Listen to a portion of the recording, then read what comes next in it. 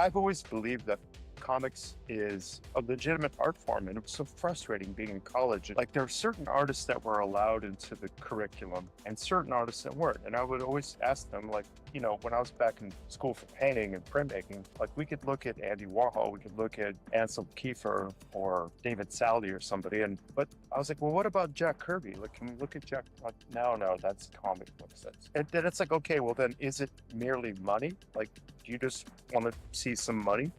Here's Frank Frazetta, motherfucker. You happy now? But then it's like, that's not enough. There is something that's very special to comics that makes it a different art medium. The French call it the ninth, right?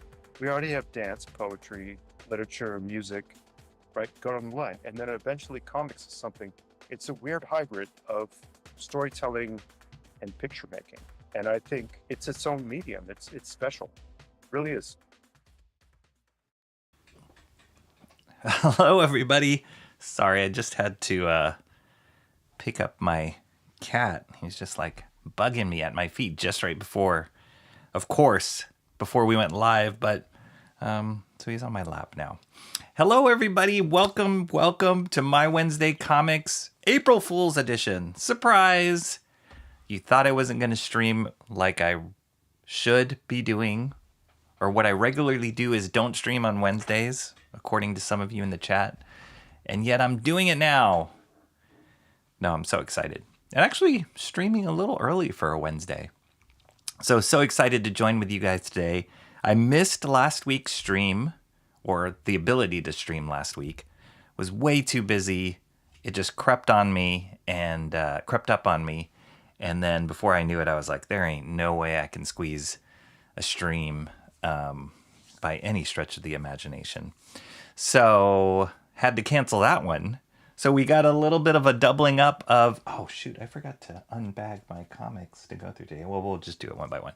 But we got a little bit of a doubling up, going through some of the books that I picked up last week, as well as this week. A new issue of Comics the Magazine came out today. We'll start off the stream by going through that. I kind of want to go through it a little bit in depth with you guys. I didn't really look at it when I picked it up this morning. So I'm excited to just kind of flip through this. And it's like, I don't know, there's something about this magazine. For those of you who don't know, it just debuted a month ago. And it's a new comic magazine that, is talking about comics, just like any kind of trade magazine out there. And there hasn't been a good one in a while. The last one that I used to look at regularly was Wizard Comics, and many of you guys might remember that from the 90s and 2000s. It was the kind of premier source for comics news. So it was kind of cool to always have that magazine come out. You could kind of see what the new trends were. They would do like ratings of favorite artist, favorite writer. They would do interviews, what you would get from a magazine like that. And then it kind of changed. The market changed, and Wizard magazine came out at the height of when Image Comics was like skyrocketing. And so hand in hand, it made for like a perfect launch for them because there was so much to talk about. There was so much buzz in the comic industry. And so, yeah, it was just great. And then they got all the Image founders to do like covers, and it was amazing. They like debuted new stuff, and a lot of artists and writers were being discovered at the time. So they had a lot to talk about. So that was awesome. But then it died down like late 2000s, early to late 2000s. At least I stopped reading it. And it became more of like a toy magazine. And then it was all this like, I don't know, kind of snarky humor that it was good to sprinkle it in, but almost became too much. It was less about the comics and more about them being this like commentary magazine. So I stopped reading it, and it was also kind of expensive. It was pretty thick. But the thing that this magazine has going for it is that price point. $2.99 for a comics magazine is perfect. And I don't know how they're doing it as far as the quality of paper or the print run or whatever, but I hope they keep that up. Like, I hope it stays at that price point, because you don't want to be paying. I mean, when you hit that tipping point of too expensive, then people are like, well, I can just find my news on the internet, and then you won't get it. But there's something about this price point, this size, the amount of content they have in there, and then how frequently, apparently they're coming out every month with this book. So really excited to look at issue 2 with you guys here. We'll start off the reviews and looking at the material by going through that. And yeah, then we have some really cool books that came out this week. Some all new books, some that I was anticipating and some I wasn't, that came out this week. Pretty exciting. And then just catching up with you fine folks. My name is Rocky Ballesteros, and many of you guys already know that and have been with me since almost pretty much the beginning of this channel.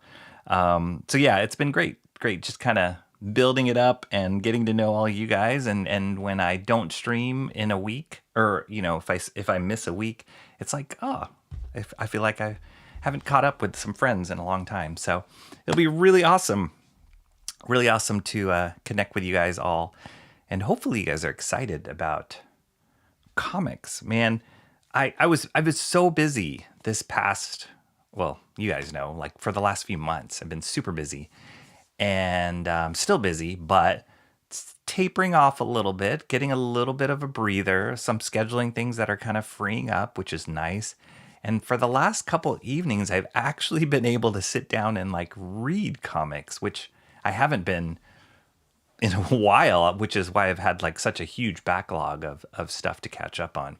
So I've actually been able to like catch up on comics, organize them, put some in boxes, shift things around, clear up my shelf space for new comics that are coming. And that's been so great. Like it's just like people like to sit down and watch their favorite TV show. I love to sit down in the evenings and just like catch up on books that I haven't read or dive into the stories that I've been in the middle of it. So that has been so awesome. And just in time for a new week where that pile just continues to grow. So yeah, it's a good time. It's a good time. And definitely wanted to make sure that I got the stream in today. And before I get into catching up in the chat, last night I also got time to spend. I almost streamed late last night because I was like, oh, well, I'm working on my master study. So for those of you who are new to this channel, I do another stream, a live stream, a drawing stream called Master Studies. And right now I'm working on a reproduction of a Jack Kirby double page spread of Doctor Doom. So I've got, you can watch on my channel the previous streams that I was penciling it, and then we're moving towards getting to the inking phase. Well, I thought like, oh, I could just finish up the rest of the pencils really quickly, because I didn't want to spend too much more time streaming just drawing on the pencils.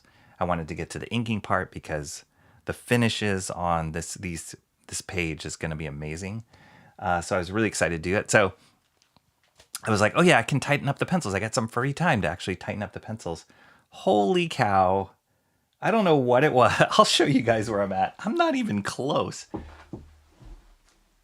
It's almost like I have to stream again to do the pencils. I don't know. We'll see how tonight goes, because I'll probably end up working on it. This is where I am on this pencil. So, I penciled in, but then I started tightening up the pencils on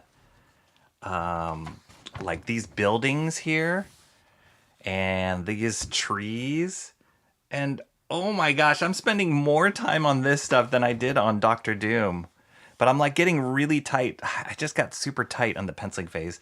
These pencils are going to be, these finished pencils pages, when I get finished with them, are probably going to be some of my favorite penciled images that I've done for a master study series, which is really cool. Like, so I have, for all the master studies I've done, Mike Zack, Michael Golden, Mobius, Barry Windsor Smith, Frank Miller, John Byrne. Actually, I don't have the pencils for John Byrne, but for most of them, Jim Steranko, I have a penciled version, and then I'll scan it in, do a blue line treatment on it, and then I'll have an ink version. So then I have, both of the finished products there. And people who support me on this website called Fourth Wall, which maybe the link, one of you guys can drop the link in the chat. It's kind of like a Patreon. What I give access to on Fourth Wall is the high-res scans of both the pencils and the inks when I'm done with my master studies. And so, yeah, so I've done that for all the previous ones, but this pencil is going to be awesome. It's like, I don't know why I went super tight on it. I think it's just because I'm so excited to work on a Jack Kirby image. But the amount of mileage that he put on it, and you don't think of Jack Kirby as like a super detail-y guy. Like, it's more about like impact and energy and like excitement in his drawings and designs. But man, there is a lot of pencil lines in this, a lot more than I was thinking. So yeah, it's taking me a lot longer. This pencil phase is taking me a lot longer than I was anticipating for this Jack Kirby double page spread. But it's going to be awesome. I'm so excited. So excited. It's been a long while since I've put pencil to paper on that particular image. And it was really good. It was just good for my soul to kind of do that. So anyway, that is where I'm at with those. I'll tell you guys now, I might have time in my schedule to do another master study stream. Whether that will be penciling or getting into inking, I don't know. I think I really still want to just, I don't know. I keep waffling on this, but I might have time to do another stream this week, and which would be a master study stream. So stay tuned. Hopefully you get the notifications when I try and notify people as best as I can, as best as YouTube will let me do it. But yeah, we've got to move that boulder. We've got to keep moving that boulder forward. But it's turning out awesome. It's turning out better than I was anticipating for that one. Okay, so let's catch up here. Holy cow. Before I've even said hello to everybody, I'm already way behind in the chat, I can assume. All of a sudden, emails start coming in. Leave me alone, world. Mark's Music Obsession was first in the chat. Mark's Music Obsession. How you doing, buddy? Mark's Music Obsession. He's a member here for over 6 months, a member on my channel, which is amazing. And Mark has been one of the OGs that have been just in the chat for the beginning of this channel. So awesome seeing you. And paired up with Mark's Music Obsession, Michelle is in the house too. Both of you guys apparently are enjoying some nice weather in Florida. As I mentioned in the chat, after I saw your guys' comment on weather, we've gotten our first bit of rain recently. It has been super, super hot, and then it cooled off the end of last week, beginning of this week, and now we're heading into a little bit of rain both today and I think tomorrow too. But it's good because it'll help. Definitely when it was hot, it was way too hot for anybody on this coast, and because it's spring, all the allergies were blooming and, whatever, flowers blooming, pollen in the air. So I had to find a regiment of allergy medicine that would help me survive. Because at the beginning of it, I was dying, and I couldn't there's nothing more draining than having your nose dripping and your eyes swollen, and I get an allergic cough too because of the back drip, and it's super exhausting. And then you don't sleep well because of your coughing, and you wake yourself up. So anyway, I finally got on a good regimen of okay, this combo of this spray, this allergy pill, totally helped me get over the initial craze of my allergies, and then without also giving me that foggy feeling. So finally got that, but I'm happy that the rain is here, and I hope that helps with some of those allergens in the air. Who knows? Timmy Mello is here. What's up, Timmy Mello? And the Guardians are headed to October. As always with Timmy Mello, got to talk the baseball. Baseball season has started, and Timmy Mello is Cleveland Guardians fan. I am, of course, from the Bay Area, so San Francisco Giants fan. Our season started off really sucky because we lost our first series. We got swept by the Yankees. But now we're on a roll now. We're actually kind of reorienting, getting back to the basics, and we have a new coach on our team. So there's a lot of hype around, and new players as well, but there's a lot of hype around our team, or I don't know, hype is the right word. Maybe a lot of eyeballs on our team because this particular coach that we have has never coached in the majors before. He's a super successful college coach. But it's kind of controversial that they hired him to head up our team without any major league experience. So anyway, I'm always really excited at the beginning of baseball season. It's just fun. The weather's beautiful. I mean, other than raining today, but the weather's usually beautiful at the time that baseball starts. And then you're just on a roll. There's so many baseball games. They're just happening all the time. So it's really, really exciting. Typical T Green, aka Lindsay Rose, how you doing? Roses are red, violets are blue. Let's not forget Holy Week. Absolutely. We are in the middle of Holy Week for those of you who celebrate or observe it. Celebrate might not be the right word, at least not for the beginning of Holy Week. But yes, we are smack dab in the middle of that. Lent season, Easter coming up. It's a good season. If you observe it, it's definitely a good season for you, and good time to be reflective, just life. There's so much going on. So crazy. Who was I talking to recently? But like, we're just inundated with everything. We don't have a chance to like take a breath and just reflect on, you know, how blessed we are, the lives we live, the things that are going well in life, family, friends. You're just constantly like, oh my gosh, like I can't, every time I open up my phone in the at the beginning of the day, it's like, what's going on? It's the end of the world again. So yeah, this is a great week of reflection. Mo Biggs, how you doing?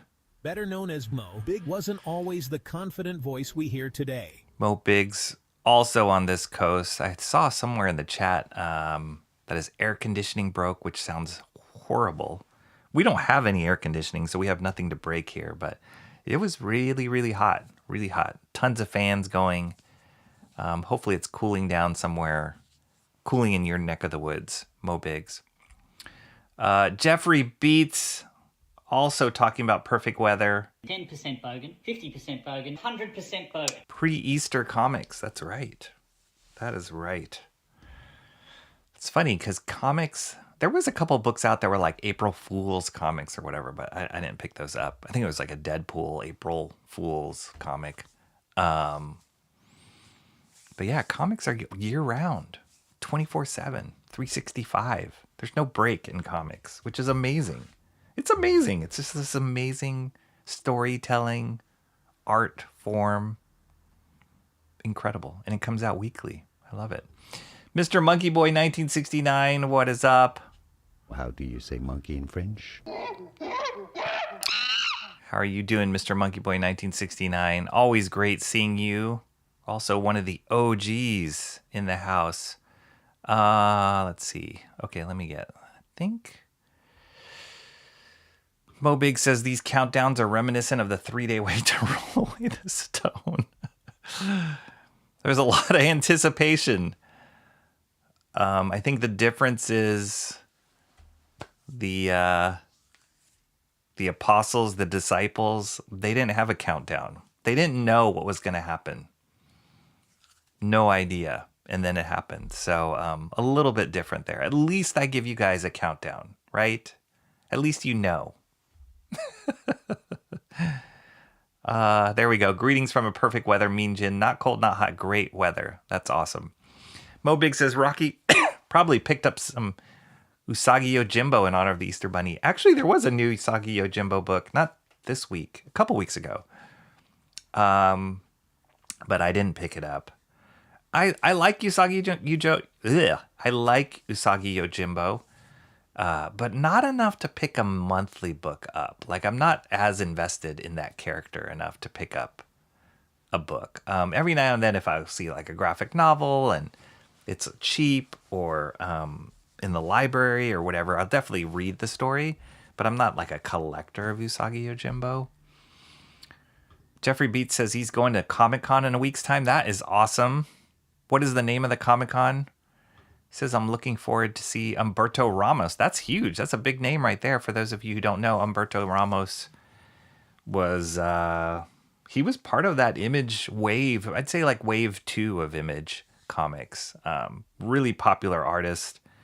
Had his own title called Crimson. He was part of like the Cliffhanger banner. So it was like him, Joe Madureira, who had Battle Chasers, and J. Scott Campbell, who did Danger Girl. All incredible artists. And it's like the original Image founders kind of paved the way, and then these guys from Cliffhanger came in and benefited from that. But now he's the artist on, I believe, Fantastic Four, or one of the Fantastic Fours. He's done huge runs on like Spider-Man before. Great artist.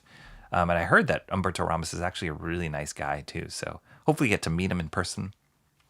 Jeffrey Beats. Yeah, the weather's great now.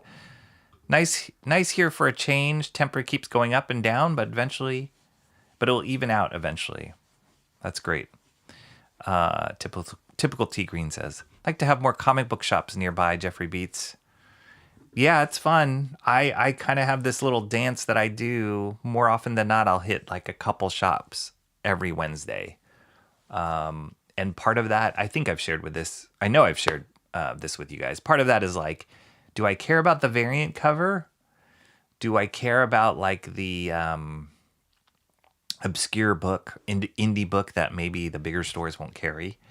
And so the beauty of having multiple comic book stores is they all kind of have different methodologies on how much inventory they carry of whatever it is. Amazing Fantasy, owned by Frank, good dude, one of my favorite shops. He does carry like variant cover stuff, and he's also one to like pull favors for me of like, I call him up and like, Frank, do you have a copy of the variant cover? Blah blah blah, and he'll pull it aside for me, which is awesome. And then there's another store that I frequent called Comics Experience. They rarely will they carry variant covers, and it's a whole inventory thing. On Brian's side, Brian, the owner of that store, he has an issue with like the amount of inventory you have to keep with variant covers. So yeah, so if I'm looking for a specific variant cover, which this week I was for one of the books, I went to Frank's shop first to kind of make sure I got it, and I did, because it was awesome. So yeah, it's nice to have multiple shops like that. Mark's Music Sessions, and who's this mysterious spring ball? That was the trailer I played before the stream. Can't go wrong with a Shanth comic, Mo Big says. You guys know. I actually put that up, put that spring ball trailer, spring ball terminal monstrosity before the stream, because last night I watched one of Shanth's streams. So Shanth and Jetty, he's an old friend of mine from college. He was the one who encouraged me to do this whole YouTube thing, and he has a great YouTube channel himself. Amazing artist. Shanth has produced several art books, crowdfunded several art books, and then his last book, Nosfera the Crypt Walker, was his first comic that he crowdfunded. Fully painted comic, beautiful. He's in the middle of the like Second Chance Artist Edition campaign of that book. So if you don't have Nosfero, definitely go to Shanth's site and back that book. I think you can still back the Second Chance campaign. Somebody correct me if I'm wrong. But anyway, Shanth streams often on Sundays, and I can't do that because I'm in church. So he'll stream like great art streams, or just he calls it, I think, Comics and Curios. So he's looking at like art books, and it's just fun. It's just a fun time to see like what inspires Shanth, and also to see him actually do some work on stream. So I don't get to catch those live a lot of the times because I'm not at home. But last night, while I was working on this Jack Kirby master study, I decided to put on his latest episode of his Sunday night stream or Sunday afternoon stream, and I just enjoyed it. It was really fun, and he was drawing. He was talking about Spring Ball and sharing some of his art and stuff like that. So it just reminded me of like, oh yeah, I gotta mention Spring Ball again on stream because just this is great. Just Sean. So he's a good friend of mine, and Spring Ball is his latest campaign. It is a comic that he's working on his love for. It's like a love letter to like 90s Image comics, Spider-Man, Todd McFarlane. So if you're into that, go back that campaign. I'm pretty sure you can still back Spring Ball. That one's going to be amazing. So I'm very, very excited for that campaign to come out. This is more like the old time slot, Mark's Music Obsession. It kind of, my time slot's kind of slid a little later. Usually I stream around 2 to 3 o'clock, but I was able to start it a little bit earlier today. So I'm glad about that. It'll just give me time to yap longer. Yeah, Timmy Mello, sure. My wife sent me this funny picture. She went into the office today, and one of her coworkers, I guess, like hid one of the other coworkers like keyboard and mouse, and then 3D printed like a miniature one, and then put it on their desk. It's pretty amazing. It was brilliant. So yeah, I don't know. April Fools, sometimes it's like, most of the time April Fools just goes by and there ain't nothing. But then every now and then you'll get a kind of a gem of something from April Fools. Actually, I should call up. There's a couple things.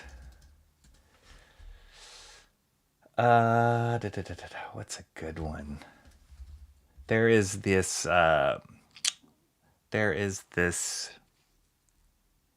YouTube streamer that I watch for tech stuff. He's super popular. Let me see if I can find it. Oh yeah, Marquise Brownlee. You guys might have heard of this guy. He's got a huge following, and he I think he's got over 20 million, almost 21 million subscribers, which is insane.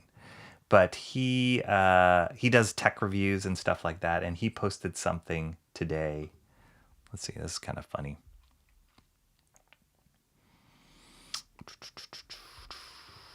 Let's see if I can share this.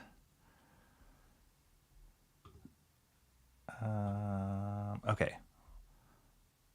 Publish. So this is something he posted like beginning of the morning. So the ultimate minimal phone. Hey, what's up? MKBHD here, and welcome to a hands-on and first impressions of the Bluey phone, made by VTech. So I was just scrolling top-rated phones on Amazon a couple days ago, and I saw this one has gotten incredible ratings, and I haven't gotten my hands on it yet. Maybe I'm not on their review program list or something. So I ordered one, and now it's here. It costs $10.99. That's $10.99. So first of all, the unboxing experience is interesting. The phone actually ships exposed in this open-faced cardboard box, which like is unique. He does the full-on review, but then actually getting the rest of the way into like the box he does all was his tech kind stuff. of unintuitive and difficult, to be honest. I had to rip some cardboard to get to these fasteners behind the phone, holding it in, and untwist those. Didn't feel very premium, but I suppose that's forgivable at this price. And then there is no charger or cable included in the box. And while it's a rare 2026 phone that does have removable batteries, there's also a tool required to open the back and replace them, and that's not included either. Thankfully, though, it does actually come with enough juice from the factory to just fire it up out the box. So good. Anyway, you guys get the idea. He does a full-on review of this Bluey phone as if it was like a serious minimal phone, because there are those phones that are like pared down, like not smartphones, they call them, and it is just brilliant. But it was one of the funnier April Fool's things that I saw today. Jeffrey Beat says, I would rather buy a comic than a magazine about comics. So I get that. I totally get that. this is cheaper than any comic out there right now, which is awesome. So that's, again, I think that price point works to their advantage of getting people to buy in on it. But then there's just all this like comic talk, and you know, you get a lot of it maybe from watching YouTubers or like my stream or whatever, where we kind of talk about how we're feeling about the comics, what we like about it, what we don't. You get that like water cooler talk. But there's something about, and we will look at this particular one, there's just something about the format of this, the interviews. I really like the interviews. They just give you an inside scoop. There's something about the top 10 list. I'm so glad they did that, top 10 artists, because that just is a conversation in and of itself of like when they rank the top 10 artists, the top 10 writers, and then they also have top 10 cover artists. It's just so cool. It makes you like, wait, what? You put that person over this? And they've done this new thing on this issue, which I'm assuming they're going to continue at moving forward. But they've done this new thing where, based on the ranking of the top 10 artists or top 10 writers, the ranking from the previous issue, they'll do a little icon saying if they held steady or if they went down or they went up. So it's kind of cool. And it gives you another, outside of just hearing people talk about a book or saying this is popular or this artist is popular, it just gives you another flavor, another side to the conversation. So I really love it. Wizard was awesome back in the day. I saw Star Wars Insider magazine did its final issue. Really? Wow. That's crazy. Yeah. Star Wars is getting a big overhaul, it feels like. Hopefully. So yeah, maybe that's part of it. Wizard was awesome, especially those how to draw articles, and they have some in here. Okay, I can't wait to we'll get to this. Let me just catch up and chat, but we'll get to it. They're trying the same formula of a lot of Wizard magazine, and I know there's a few other magazines that have done similar. Like there was Hero magazine, there was Draw magazine did stuff. Comic Interview, literally called Comic Interview magazine. So yeah, there's been a bunch of different flavors, but this one, Comics the magazine, very much feels like Wizard magazine. Don't forget the like. Yes, please hit the like, you guys. Mr. Monkey Boy says, "Hi groomsmen, my name is Mud." No. Those store videos at the start are always great. I love the look of them all. Makes me want to do an American comic book store next time I'm in the States. If you do, Jeffrey Beats, and if you're on this coast, I can give you some recs. And I have much more footage of other stores that I have not produced the videos for. So I'm glad you're liking them, and it also encourages me to actually get to editing those other videos. I literally have like maybe 3 or 4 different more stores to do that I haven't gotten to editing. So yeah, it's really fun. And part of what I like it is I also myself like to know about certain stores. That's almost the first thing that I look at whenever we go to a new location. I'm like, okay, what's the comic book store look like? Is there a comic book store here? Happy Atheist Day. Isn't that every day? Sometimes. What's up, awesome one? Always good seeing you. Yes, that's awesome. Hello, printer light. Is it blinking? It is. It's always blinking. It's always thinking. The fool has said in his heart that there is no God. Gorillas, you're just saying hi to everything in my room, Mr. Monkey Boy 1969. I've debated too changing those figures, those gorilla figures there. I've debated it. Just they fill it out so nicely. I gotta find a nice configuration of some other toys to fit in the back there. But I might do that soon. I have the same problem with comics. No time to read, so last night I caught up on recent X-Men, Rogue, and Psylocke.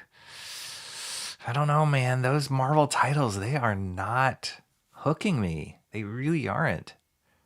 I'm kind of bummed by it that I'm not being hooked by those books, because I grew up a Marvel boy, and X-Men is one of my all-time favorite characters, favorite teams, and I'm just sad that that I'm not really getting into any of the stories that they've been shooting out there. They need something. I don't know what that's for. Post a progress on the master study on fourth wall. Want to see if it works. Okay, I will, Mark. Let me write a note for that. You deserve that. I know Mark supports me on fourth wall, and I will definitely do that. Because you got to give something extra. Where's my pad? I'm going to write that down. That's actually a great idea. When you have too many things like Discord, fourth wall, YouTube posting, blah, blah, blah, blah, blah, it's just so much. Twitter or X, it just takes so much to keep up with all that stuff. Tightening up the pencils, this is the antithesis of your beloved absolute line. It's awesome. Yeah. It's awesome. I mean, I think what it just shows to me is like, I really want to get to that finished inked line, but I also want to make this penciled version look really good. And I want to make sure I get all the like shapes proper for what Kirby's doing. His shapes are so solid on this page and this figure. It's like I'm putting together like Lego blocks, or what were those Lincoln logs? You remember those Lincoln logs? Like those things you would build those like cabins you would build as like that had little logs which interlocked. That's what it feels like as I'm putting this together. I'm like, oh, this piece fits here, this chunky finger here. Yeah, and they're very geometric, his shapes, but they're amazing.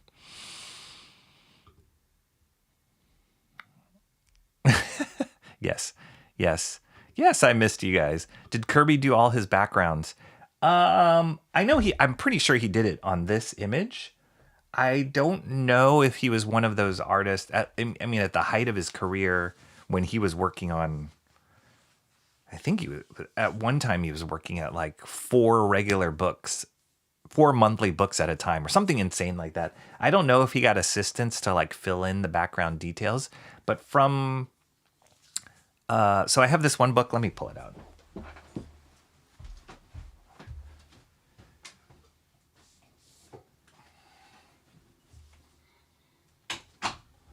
I don't know if I've looked at this book before on stream, but this book came out before like artist editions were really a thing or super popular. It's called Jack Kirby Pencils and Inks Artisan Edition. But if you look at, this is awesome because it shows a side-by-side comparison. If you look at how tight his pencils are compared to the inks, and this was a different inker. I think, I want to say it was Joe Sinnott that was, oh no, it was Mike Royer. Yeah, Mike Royer, who was a great inker on Kirby stuff. But if you compare the two, it's like really tight compared to the inks. Like there was no question the marks and the shapes that he had. And I guess it just depends between penciler and inker and kind of the language or the relationship they have with one another. But yeah, with the amount of energy that you get out of Kirby's images, you would think that he would be a little bit looser than he is, but he's really tight. So I think, so the image I'm basing off of my master study, I don't have a penciled version to follow. I'm just penciling the inks. This is just the finished inks, right? But I'm doing my version of penciling it. And it's just crazy tight. But it's coming along. It's coming along swimmingly. Yeah, so anyway, this is a great book of seeing the difference between Kirby's pencils and the finished inks there. And we will have that once we're done with that page. Anyway, this is a great book. This is actually hard to find. It's out of print, but I love it. It's got some stuff from the Demon Commandi and Omac in here.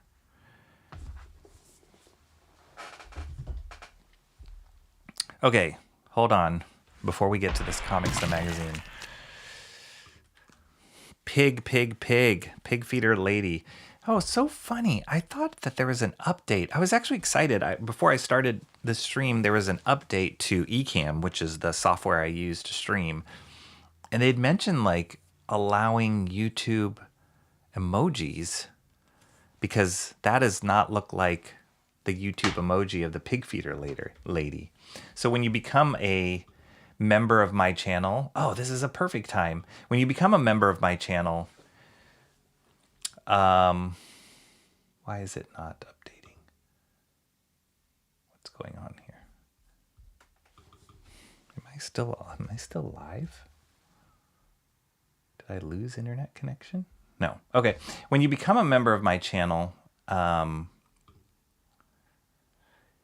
you can, so for the low price of $1.99 a month, becoming a member of my channel, you have access to these emojis, like custom emojis, and one of them is the pig feeder lady. So I was excited because the Ecamm update said that YouTube emojis would be seen here, but it still looks like that, which is the weird ASCII code.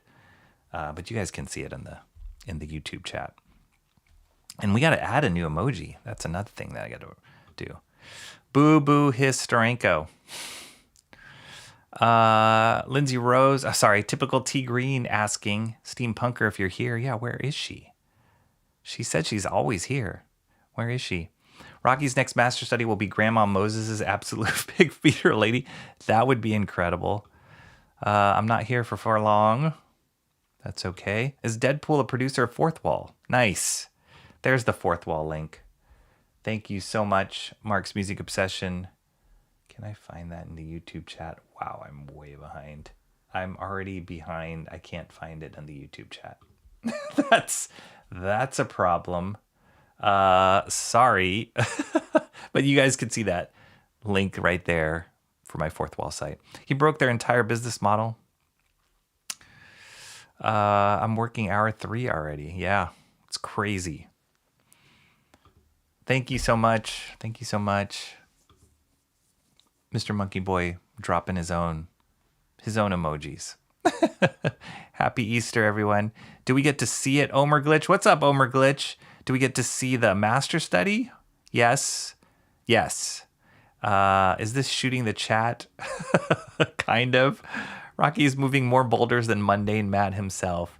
What's up to all my Easter rabbits? What's up, Art and Times of J. Ryan? It's actually a really good sculpt. Art and Times of J. Ryan just posted something on Discord, didn't you, Art and Times of J. Ryan? An awesome image of Red Sonja. I can share that here. I can do that. Man, I am slow on the draw today. This. No, don't want to share that. I want to share this. And publish. Look at that. Art and Times of J. Ryan. Drawing us some Red Sonja. See Faber-Castell marker pens. Sharpie marker for the red. What'd you use for the white, Art and Times of J. Ryan? Was that Posca white? What do you use for white? I love it that you drew on mid-tone paper. That's always great. That was one thing I was telling one of my friends to do, because then you can work the positive coloring. You know, you can bring out the like highlights using white pens, and then also work the shadows. So you start in that middle tone, as opposed to what naturally we do, or what we've been conditioned to do, is start on a white piece of paper and then get darker, darker, darker, darker. It's hard to reverse out of that. So really cool with the mid-tone paper. Love it. Great drawing. Thanks for sharing that on Discord. 30 out of the gate. That's right. That's right. I was checking out some churches to visit for Good Friday. I haven't had a consistent church since sitting with mom. Yeah, it's tough. It's tough to find. It's tough to be consistent. Like, yeah, not to go too deep into it, but it's tough to be consistent at church. It's nice to kind of plant roots, especially locationally, to plant roots at a church, as opposed to always hopping around, because a big part of church is like the community and the people there. The body of the church is really important, as opposed to just like, what do you get from the church? I think we were really, that all kind of went crazy with COVID because we got so used to being disconnected and just kind of seeing it on TV or on stream. Sure, it worked and it was great, but I think just like that meeting with people and the same people over and over again kind of build community that way. So hopefully you do find a church, awesome one to visit, especially during this season. Probably go to my dad's church for Easter. Okay, nice. Hi, rocking chat at work. Can't tag, but I'll try to listen. Can't talk, maybe. Unhinged.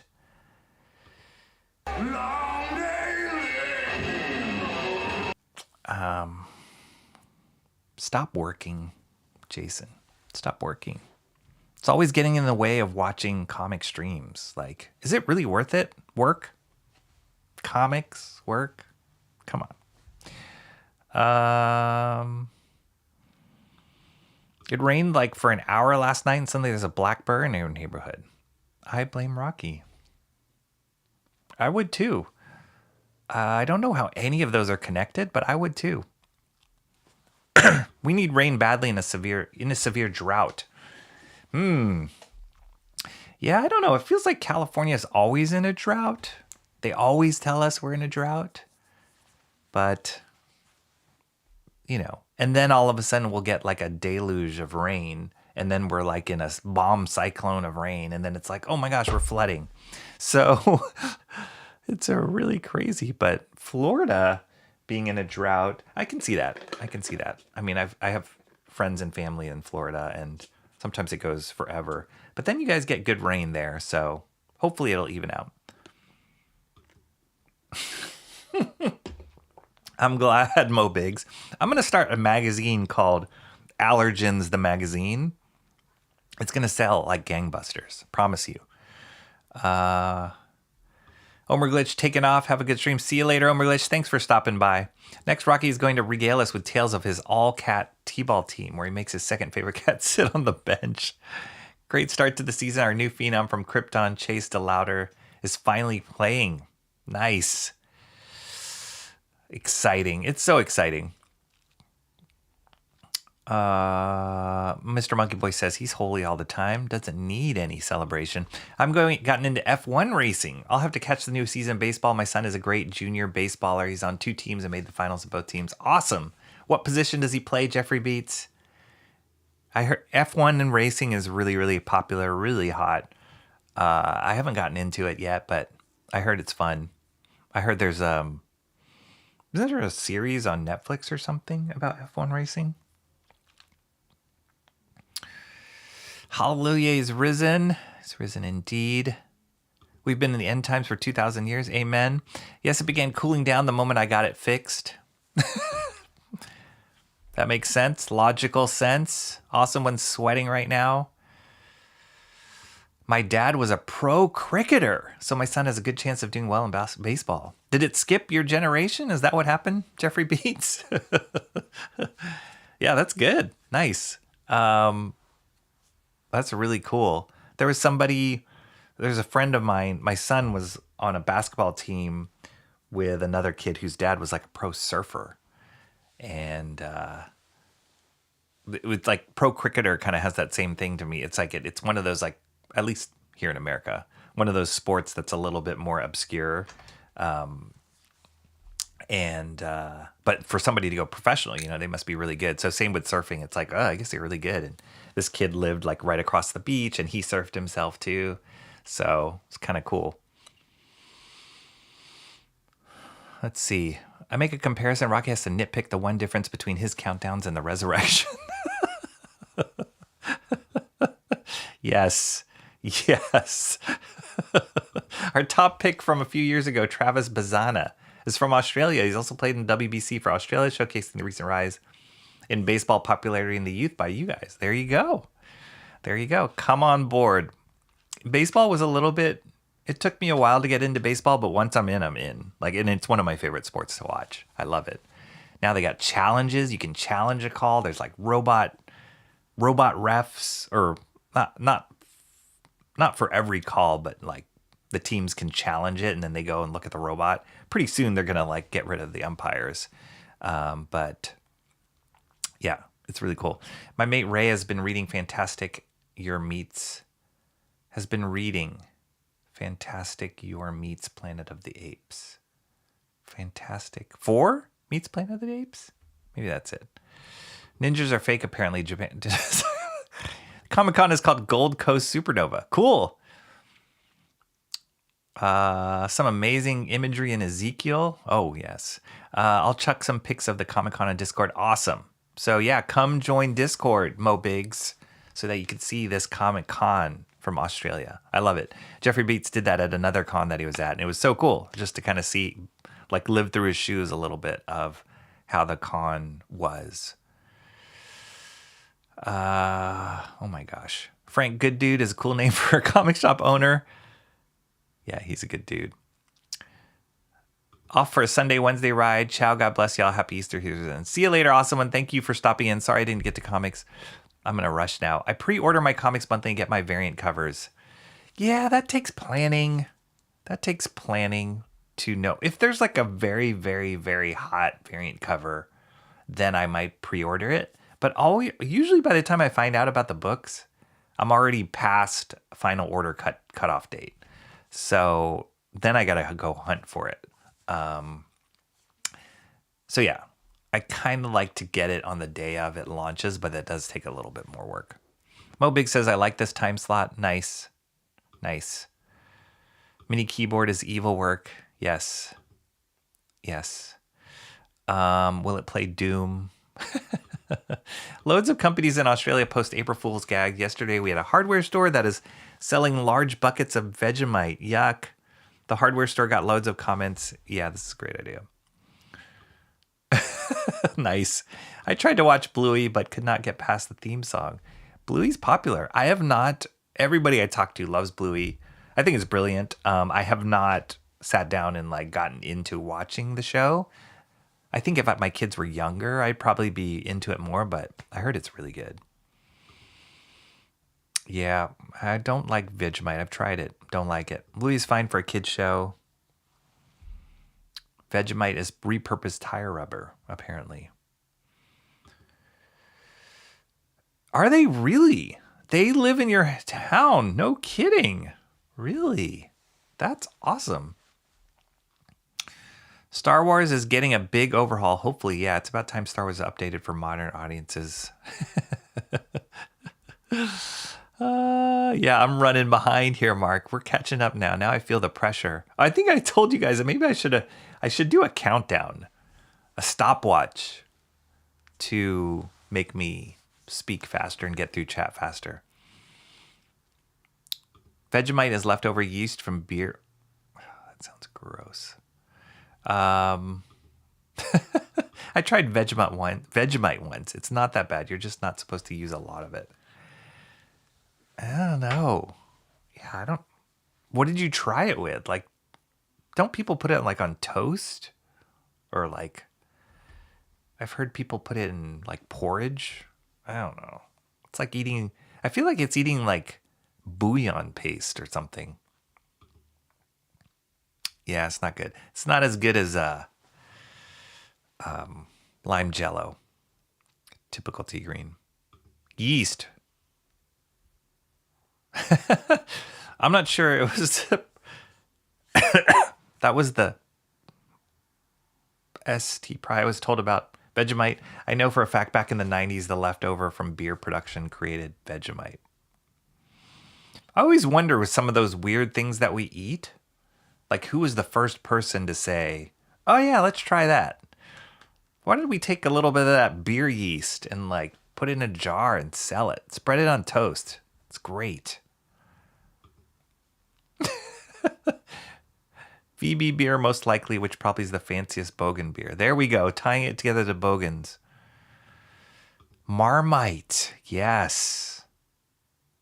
They sound like that, the ITE, Vegemite, Marmite, something about it.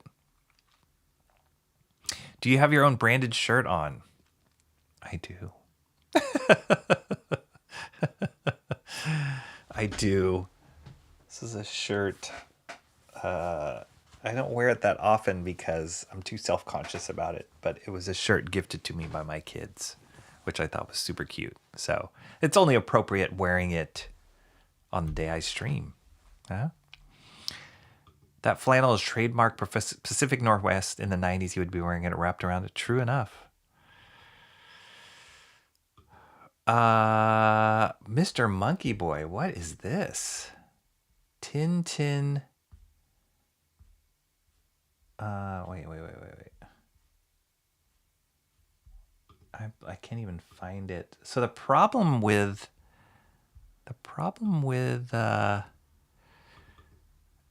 Ecamm is I can't click on the links in the Ecamm comic. So I have to click on the link in the YouTube comments to open up. But then I'm so far behind the chat. Okay, here it is.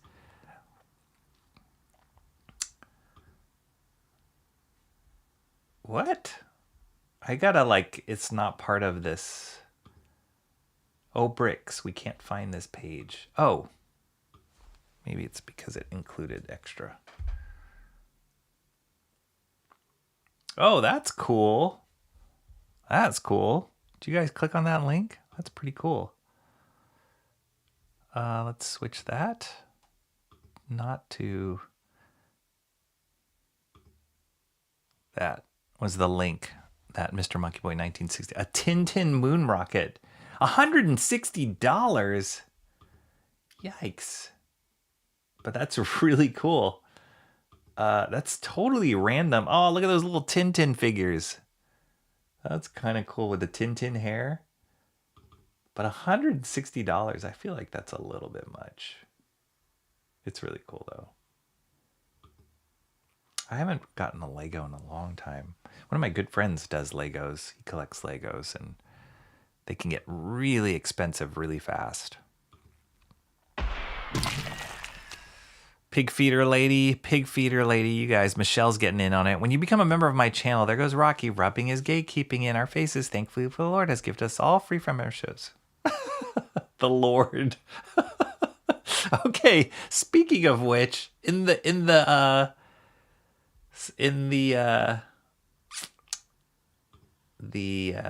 what do you call it? The spirit of Easter and free gifts.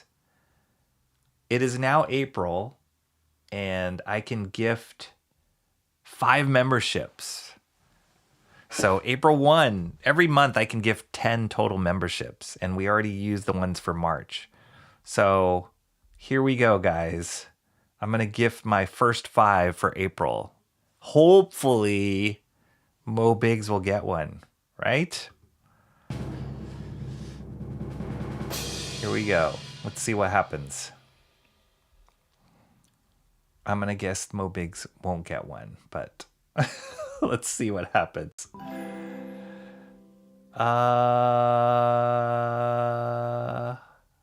No. Michael Desjardins TV, Valley Law, somebody with the name of Roquefort? Wow, that's surprisingly close. That's not me. Valley Law, Jeremy Burtz. I do recognize Jeremy Burtz. Michael Desjardins and Rock Crin all received gift memberships. There we go. We tried, Mo Biggs. We tried. What's up, Steampunker? Yay. Chat Ninjas in the house just in time to say R.I.P. Mo Biggs. Valley Law and Jeremy Burt's art are cool. I don't recognize the other names. Hashtag justice for me. Yeah, I guess so. I don't know. Hashtag justice for Mo. Yeah, that's what happens. Sorry. Anyway, happy Easter to those 5. Okay, let's see. I'm almost through here. I just say, okay, that was Tintin. Got it. Yes, got it. Chat Ninja lurking. Got to go and work. Stay cool all. Enjoy your long weekend. Respect to the gang. You're awesome. I'll watch later. Thanks, Jeffrey Beats. We will be starting comics soon. So, yeah, come back and watch. Watch the stream. Woo, 2:21 is when Mark's music, and I'm already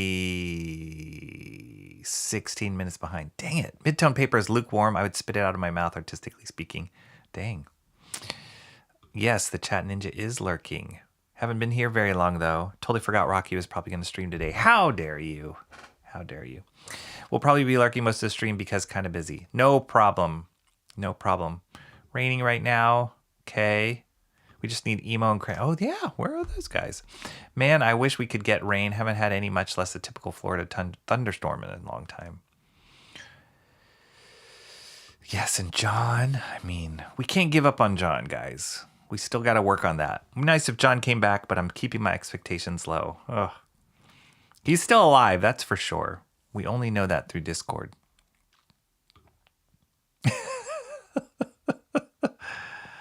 Odd to see Crayon around. Ninjas are fake. Am I a joke to you? Mo Biggs prefers Harmony over Discord. Yes, yes, yes. Is eHarmony even still around? What's the point?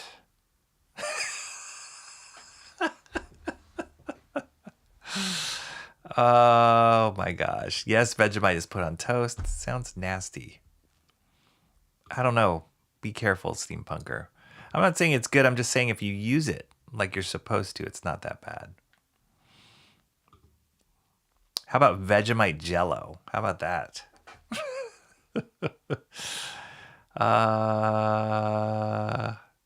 Okay. See, I'm caught up here. Memberships, justice. Yes, yes, yes. Valley Law is a lawyer who helped Bancroft get his Twitter. No kidding. Wow, well done. Well done. I know that was an issue for Bancroft for a long time. Yeah, okay, cool. Caught up, you guys. And when I say caught up, I mean I took a long time to get through that. So next time, I better put some sort of timer to make me move faster. But let's get to this Comics the Magazine. So this one came out just today. And I did a short video about Comics the Magazine #1 that I posted a few weeks ago when the first one came out. And that video did decent, and it was just kind of a fun way to explore it. But I thought it'd be cool to kind of look at this more in depth with you guys now. I might do another short on issue 2. Check it out. For the love of comics. I say that too. That's how we all feel about comics. Cover story here is Battle Beast. Interviews with Robert Kirkman, Ryan Lotley, and more. So it's pretty awesome. I don't know exactly the work experience or the history of the editors on this magazine, but they seem to have inside connects, because the first issue they interviewed the crew on Absolute Batman, which they're like the hottest ticket right now. So for them to land an interview with them is awesome. They must have some connections there with the comic industry. And also to get Robert Kirkman, Ryan Otley, again, huge names to have for a comic magazine. There's a little table of contents. It's cool. It's, how many pages is this? Comic-Con Oakland's 32 pages. So at least 32 pages of content. Yeah, 32 pages. I mean, that's good. That's good value. And I just love the format. You don't feel too precious with it. The paper quality isn't horrible. And so for them to keep it at $2.99 is great. This is the editor-in-chief, Joseph Keating. Adam Freeman. This guy's got an exclamation mark in his name. Maybe that's why he put an exclamation mark in the name of the magazine. One of those people.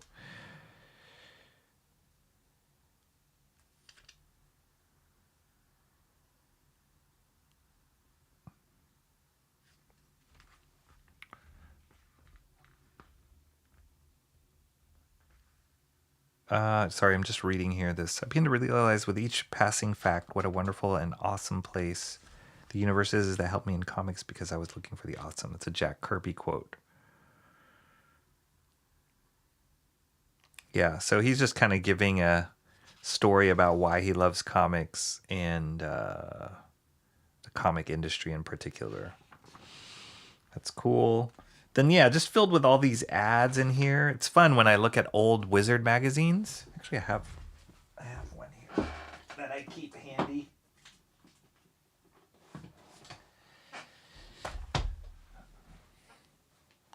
So, Wizard magazine, it was printed on higher quality paper. It was thicker. This came out in 1993, this particular issue. This was at the height of Wizard magazine. This is number 21. But yeah, it's just fun to look at these because the ads and stuff that are in there, they're just a snapshot of what was happening at the time in the comic industry. So I always love that, you know. You just get to see what's the trends there, who was the big deal at the time. So yeah, very similar format to old Wizard magazine. They have a letters column. Here's the interview with Kirkman and Otley, who's the artist on Battle Beast.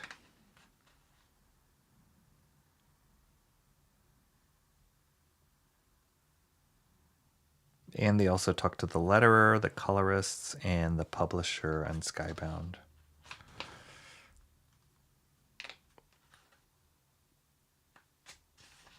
Yeah, really cool. This is a new... I just saw this advertised. This is a new book that's coming out from Robert Kirkman and Art Adams and Dave Finch, the artist on Skinbreaker. And Art Adams, who's one of the greatest of all time, they're involved, as well as Andy Kubert, who is one of the sons of Joe Kubert. But they're involved in this book called Terminal. So I don't even know what it's about. I think it's a totally new concept, but they've got some heavy hitters on it, so pretty awesome. So Robert Kirkman says, if Invincible is a mashup of Superman-esque story by way of Spider-Man story and character mechanics, I'd say Terminal is an X-Men-esque story by way of Walking Dead story with Ken. All right.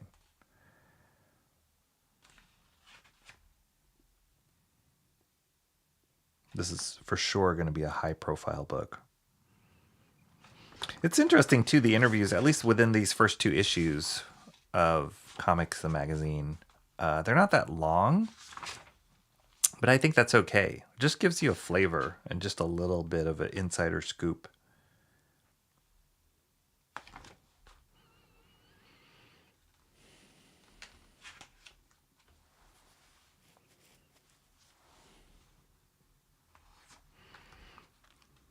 Cool little ad for a store. Ben Stenbeck. What was that book that I read that was Stenbeck? There was a book recently that he did that I picked up the entire series. It was like a post-apocalyptic book. Ben Stenbeck works predominantly with Mike Mignola, so I think they do a little interview here with him. Marjorie Lewin, Santa Takeda's Night Eaters. I've never read this story. I've never read Monstress or Night Eaters. I don't know if any of you guys have. That's cool. Headlopper celebrates 10 years. Holy cow. Is it that long?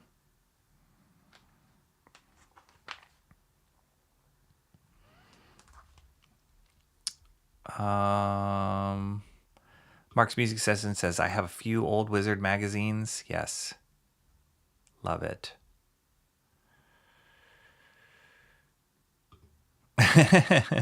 Yes, I vote no on Vegemite Jello as well. Hail the Eternal Yap. Yap, 60 Yap was good. There should be a magazine, The Comic. That would be Mo Biggs, that. Well done. Magazine, The Comic. It could be about a ammunition. I love that. K-pop junkie. Long time no see, K-pop. They're all inside people, K-pop says. K-pop says about, I guess, the editors and stuff. So yeah, they've got to be able to pull these kind of things off.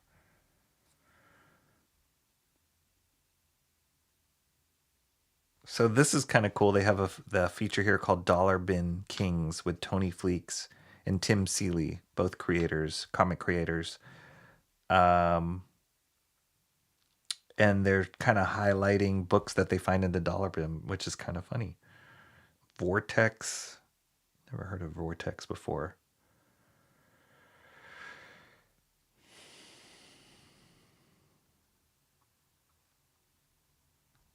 Vortex is the work of Matt Martin. Oh, I've heard of Matt Martin. He's a 1990s comic book artist that did sparingly little work at the time. Vortex is sort of Spawn if you're created by an evangelical Christian teenager. Wow. That sounds crazy. Hey, all those things you like about Spawn, but also Jesus.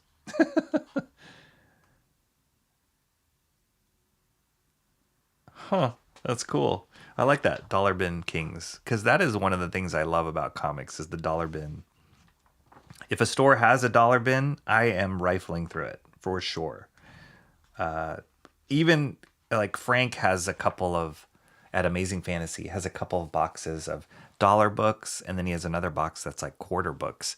And even though he doesn't, he tends to refresh them pretty frequently, but even when he doesn't, I'll still rifle through it, just on the off chance that I miss something the first time through. Okay, these are solicitations from Mad Cave. Cool. Look at this. Stackable drawer boxes. If that is so nerdy, I love it. Because you always wonder, like, how can I mean, you naturally stack them. You naturally stack your comic boxes, but it's kind of cool they have a built-in drawer system here. Okay, here is some more ads here. Here's their like little like how to draw art school with this guy named Kevin Mellon. How to make blood splatter.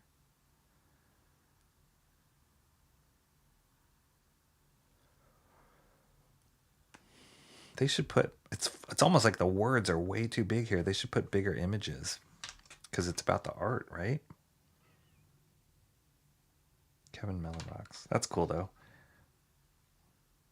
I don't know if I would have done one about blood splatter, but okay. And then they also have little comics here that they include, which is great. To have comics in a comic magazine makes a lot of sense. Issue 3 coming out next month is going to be about Teenage Mutant Ninja Turtles. How cool is that? Hopefully they have an interview with like Peter Laird, Kevin Eastman. Here's their picks of the month. We will be talking about this book, Bizarro Year None, in this book.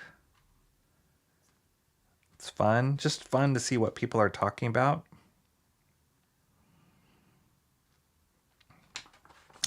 Here it is. Here's the top 10 titles. So this is what I mentioned at the beginning. These little icons here. So the little circle means that they held their position in the ranking.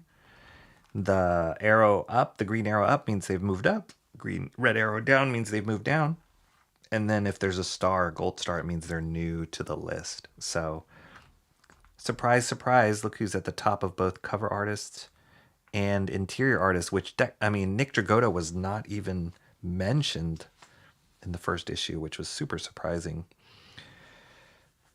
So Nick Dragotta, top 10 cover artist, top 10 interior artist. Jorge Jimenez, who's working on Batman right now. He's really good. Hayden Sherman on Absolute Wonder Woman. Tony Daniel, he's from like Image Time. He's new on the list. I guess he's working on some X-Men stuff. Juan Ferreira's on Absolute Superman. Dan Mora, he's one of the hottest artists right now. Joshua Hickson, I guess he drew that Arc M issue. John Romita Jr., can you imagine? John Romita Jr. was on the top 10 lists of Wizard. He's still on top 10 lists. Let's see if he made it in this particular issue of Wizard. If he made the top 10 list. Actually, a lot of these pages of this Wizard magazine is like a price guide.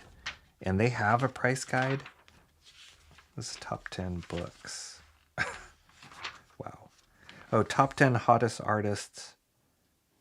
Ah, dang, John Romita Jr. did not make it at the time. So in 1993, number 1 was Todd McFarlane, Jim Lee, number 2, Rob Liefeld, Dale Keown, Sam Keith. We just lost Sam Keith. He passed away this last week. The creator of the Max. I was really sad about that. Bart Sears, Jay Lee, Joe Quesada, Mark Bagley, Ron Lim. These guys are all still working in the comic industry, surprisingly enough. But here's John Romita Jr. Javier Fernandez drew DCKO. Very cool. And then for top 10 titles, Absolute Batman, Wonder Woman, Superman, Batman, Arc M. Wow, number 5, Batman, Arc M. No kidding. That's the artist here. DCKO, Absolute Martian Manhunter. There is not a single Marvel book on top 10 titles. And yet Marvel Comics is number 2. Weird. Bad Idea, number 10. I mean, I guess that makes sense. Marvel would be number 2. But yeah, not a single Marvel title. Oh, no, here. Amazing Spider-Man, number 6. That's it. Everything else is DC. Crazy. DC and Skybound is Transformers. Surprisingly, I didn't see Jeff Johns' name on the top 10 writers. He's one of the main writers and founders of Ghost Machine, Redcoat, Rook Exodus, Geiger, Hyde Street. He's not on top 10 writers. I would definitely put him way up at the top. Here's their little price guide, just a short 2-pager, which I think the collector's market for back issue stuff is not the way it used to be at Wizard. Look how many pages they have of this. I used to scour through this and tally up all the books I had. I'm like, oh, my book is worth $5. Yeah, nobody really does that anymore. But they do have check this out. Absolute Batman number 1. First printing, 9.8 grade, is worth $354 right now. That is insane. I don't know if mine is a 9.8. Doubtful, because I'm not that good about. But this is the book they're talking about right here, which I just casually bought off the stands. I should have bought another one. This is issue number 1, which I bought for $5, is technically worth $354. That's insane. It's worth more than Spawn number 1, Spider-Man number 1. Worth more than The Killing Joke. Wow. Yeah, that's crazy. And then they're talking about Oakland Comic Con here, which is coming up in May. I don't know if I'll make it to. I need to go to a Comic Con. I have not been in a long time, but they're kind of expensive to go to. But it is fun, so I might go. May 9th to 10th. Most of the cons are in LA now, which they used to have more. WonderCon is a big convention, and it used to be a Bay Area thing, but now it's moved down to LA.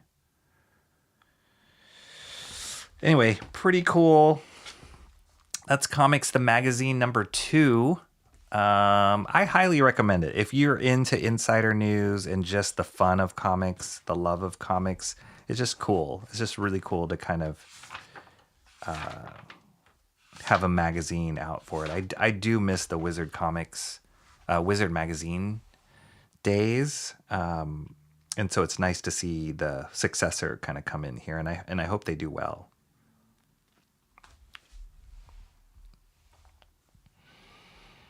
It's run by Adam Freeman. He runs Prana Marketing. Oh, okay. They took over after Diamond to get indie books in stores. There you go. Wow, K-pop, man. K-pop, you need to make a magazine. You've got all the like insider info. K-pop for sure. They should have like a you should reach out to these guys, K-pop, and have a section on independent comics and YouTubers. You'd be so good at that. Really good at that. And you are so connected in that space. For those of you guys, most of you guys know K-pop Junkie, but if you don't, go subscribe to her channel because she is so connected. And I'm always amazed at all the indie books that she highlights. I've never heard of like 90% of the ones. I'm like, there's another one and there's another one. And she just knows everybody. So yeah, K-pop, you need to get a side hustle with Comics the Magazine and do a section on that. I think that would be amazing. What do you mean those people? 1111D. I don't know what you're talking about. It's a direct market sales. A few. Oh yeah, we saw that. So yeah. Prana, aka Adam Freeman. Oh, there you go. There's the website or the YouTube link for Prana. Thank you so much. Sana Takeda is a gorgeous artist. Like as a person, they are gorgeous, or they draw really good. Yeah, I mean, I've seen some of that stuff. It doesn't totally appeal to me. I mean, I think it's great, like amazing, but I haven't sat down and wanted to read Monstrous or whatever that other title was. I just blanked. But I should, because I know it's really popular. There it is. Night Eaters.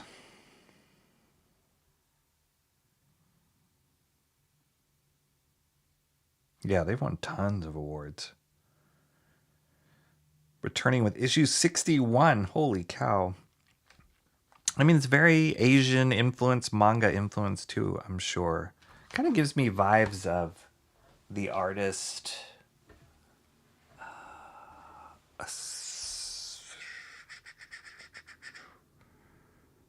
Oh gosh, it'll come to me. The name of the artist. Famous Asako. Oh gosh. That worked in video games. You guys will know.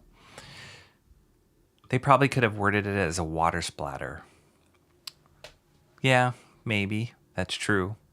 Just splatter in general. I feel like they needed bigger images for that. R.I.P. Mr. Keith, yes. And actually, not to be a stickler about it, typical T Green, but Keith, the unique, he's known as like a unique voice in comics. But the other thing that I find is really funny, because he's so unique, is that his name Keith is spelled Kieth. So that also is unique. Check out that flashback ad. That's ridiculous. Spawn and Spider-Man absurd. Yes. There was an ad for Oakland Comic-Con. There was an ad. Yes. Yeah. I know, Mark. I know you don't like it. There's like 40 indie comic mags currently available. Really? Like for YouTube stuff though? Really? Are they printed or are they just online? There's something about that printed thing. Printed magazine. That's really great. People would be really disappointed when they bought K-pop magazine that was about comic books. I don't know if K-pop would go by K-pop if she was a contributor in a magazine. Maybe she would, but go for that. Do it. You should off their books. You should off their books in that magazine. You showed off their books in that magazine. Oh, okay. My headphones died, Steampunker said. Oh, geez. As a person, they're gorgeous or their art is gorgeous. Sounds like Rocky was not impressed with pig feeders lately. You always got to keep a pair of corded headphones nearby, Steampunker. They're Japanese. Ahsoka? Oh, it's not Ahsoka. Ahsoka's in Star Wars. Ashaka? Oh, gosh.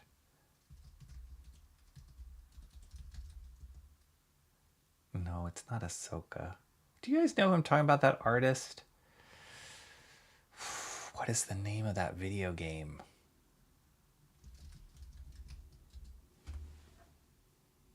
No, it's not Atsuka. It's not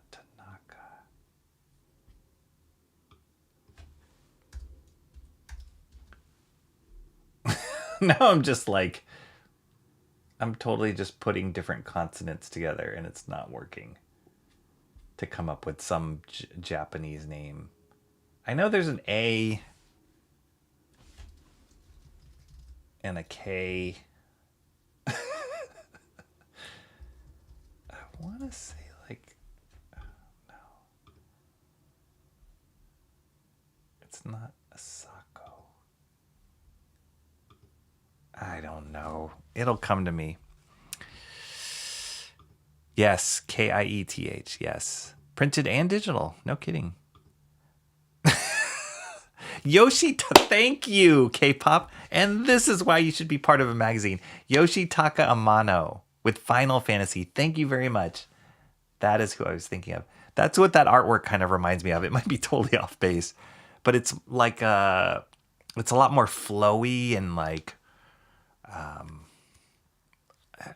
painterly, but like it's not so rigid and like hard and graphic. Definitely has like a organic quality to it. Yoshitaka Amano. Yes. Okay, let's keep going here. We're going to do a quick flip through. This is actually not going to be part of the vote. So we vote at the end of this stream, if I can get to the end of this stream, of what the favorite book is for people. This is a facsimile edition, so I'm not including it in the vote this week. I also know I have a lot of haters of Frank Miller, or new Frank Miller, at least. I love this cover. This is a new cover. So they've been reproducing Batman, The Dark Knight, and they've been doing facsimile editions of each issue. So this is issue 2. There's 4 total. And what I love about this is, as a kid experiencing Dark Knight, which is one of the greatest comics, in my opinion, of all time. Writing, art, format, everything. Characters, coloring, just incredible. But the way I experienced it was as in graphic novel form. I never read it as individual issues that came out on a monthly or bi-monthly basis. And they're thicker than normal issues too. So they called them books. And there was 4 of them. So what I love about this facsimile edition, I was hesitant to pick it up because I already own Dark Knight. And, you know, I already have my copy of that as a graphic novel. They're coming out with like an anniversary edition very soon. And I'm sure I'm probably going to pick that up because it's going to be some fancy format and some behind the scenes stuff. I'm pretty sure I'm going to pick that up when it comes out. They already have an artist edition, which I haven't picked up, which is like a huge, it's called actually a gallery edition. It's a huge format. I think I've shared with you guys before. Part of the reason I haven't picked that up because it's black and white scans of the original art. It's amazing. I've actually flipped through it. But part of the reason I haven't picked that up is because for me, the colorist on Dark Knight is Lynn Varley. And her work on this book, on Dark Knight Returns, is so ingrained in my brain. It's so part of the art that to separate her from that in a artist edition or whatever almost feels like it's missing something. Even though the black and white artwork by Frank Miller and Klaus Janson is incredible, without Lynn Varley, there's something like missing for it. So I've always been hesitant of buying that gallery edition for that very reason. So anyway, when I heard they were doing this facsimile edition, I was like, oh, okay, I got to get the first one at least. And then they're doing these variant covers that Frank Miller himself is doing. So I was like, okay, that's cool. And I got the first one that was his variant cover somewhere.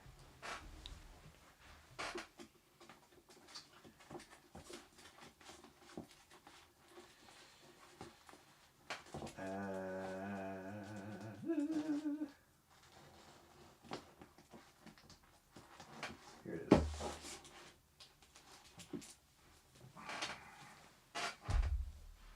That was the variant cover for issue 1. drawn by Frank Miller. I was like, awesome, cool. And then I flipped through it and I'm like, wow, there's like something about experiencing this as it was originally launched. And now I think I'm going to pick up every single Facsimile edition, and hopefully I'm going to grab the Frank Miller variant covers. Because, yeah, it's just so cool to see it as it was meant to be received in these 4 individual books. And it's amazing. Like, nothing comes close to the level of impact that this book has on me as a fan of Batman and as a reader. Just everything about it just really, really works. And then when you come to the end of the book, like, so the example, the end of book 2, it leaves you with such a like desire to see the next issue that is unlike anything. It's like, it's so complete, but it's also so like big part of the bigger story. It's amazing.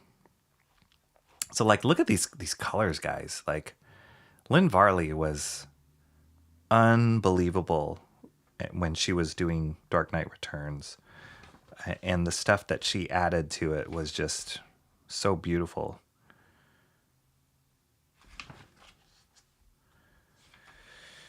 Great, super, super iconic images here.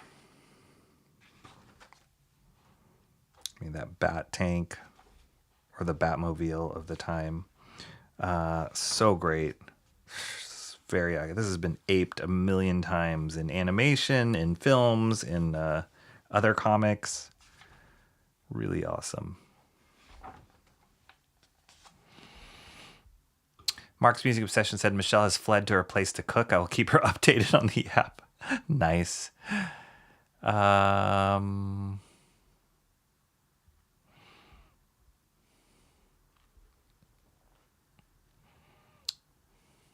Don't worry about running along. Bancroft has canceled tonight's art share. Your only competition is man returning to the moon. Yes, nice. Watchmen, Green Arrow, Longbow Hunters. Watchmen, Green Arrow, Longbow Hunters. Are those other stories? I mean, I know Watchmen is, but Green Arrow, Longbow Hunters. Look at these colors. Beautiful. Oh. Yeah, even though I've read this story a million times, just looking at it again, it's like new. It's so fresh. I love this transition from, there's like this great dialogue happening between, they don't reveal who the president is talking to, but they do this great subtle transition from the flag, zoom in on the flag, to the Superman insignia. So you're like, what? Superman coming into this story?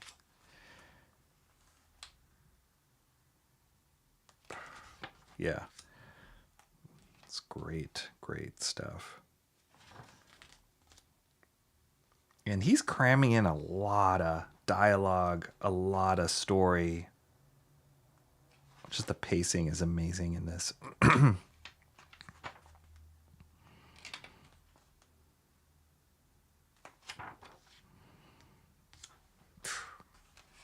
Yeah, it's as if I'm looking, as this is like new to me. And again, I've read this a million times, but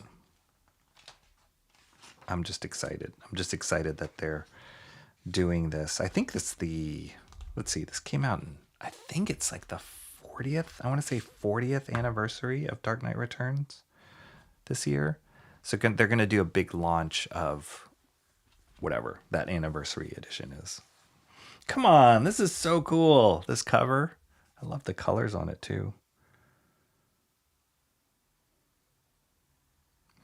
And each one of these books, book 1, Dark Knight Returns. This one's Dark Knight Triumphant. Book 3 is Hunt the Dark Knight. It's great. Yeah, it seems like the color reproduction on this facsimile is great too, from what I remember of the original colors. Awesome stuff. So anyway, had to pick this one up. I will be picking up 3 and 4 when they come out, but beautiful, beautiful work. If you haven't read Dark Knight Returns, I can't recommend this enough. One of the best all times. Got me sold on comics as a, not just as a fun like superhero medium, but like as a commentary, just a serious storytelling medium, and in the things that Frank Miller and the other artists, Jansen the inker and Lynn Varley the colorist, were doing on Dark Knight. You can only do it in comics.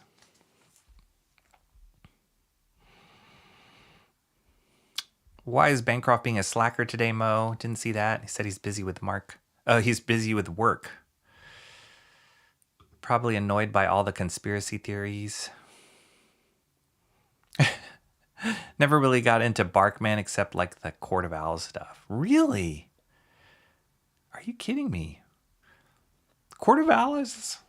I mean, I read a bunch of that, but yeah, Dark Knight Returns is the best. Obviously, they're going to the moon to get away from all the conspiracy theories about comics.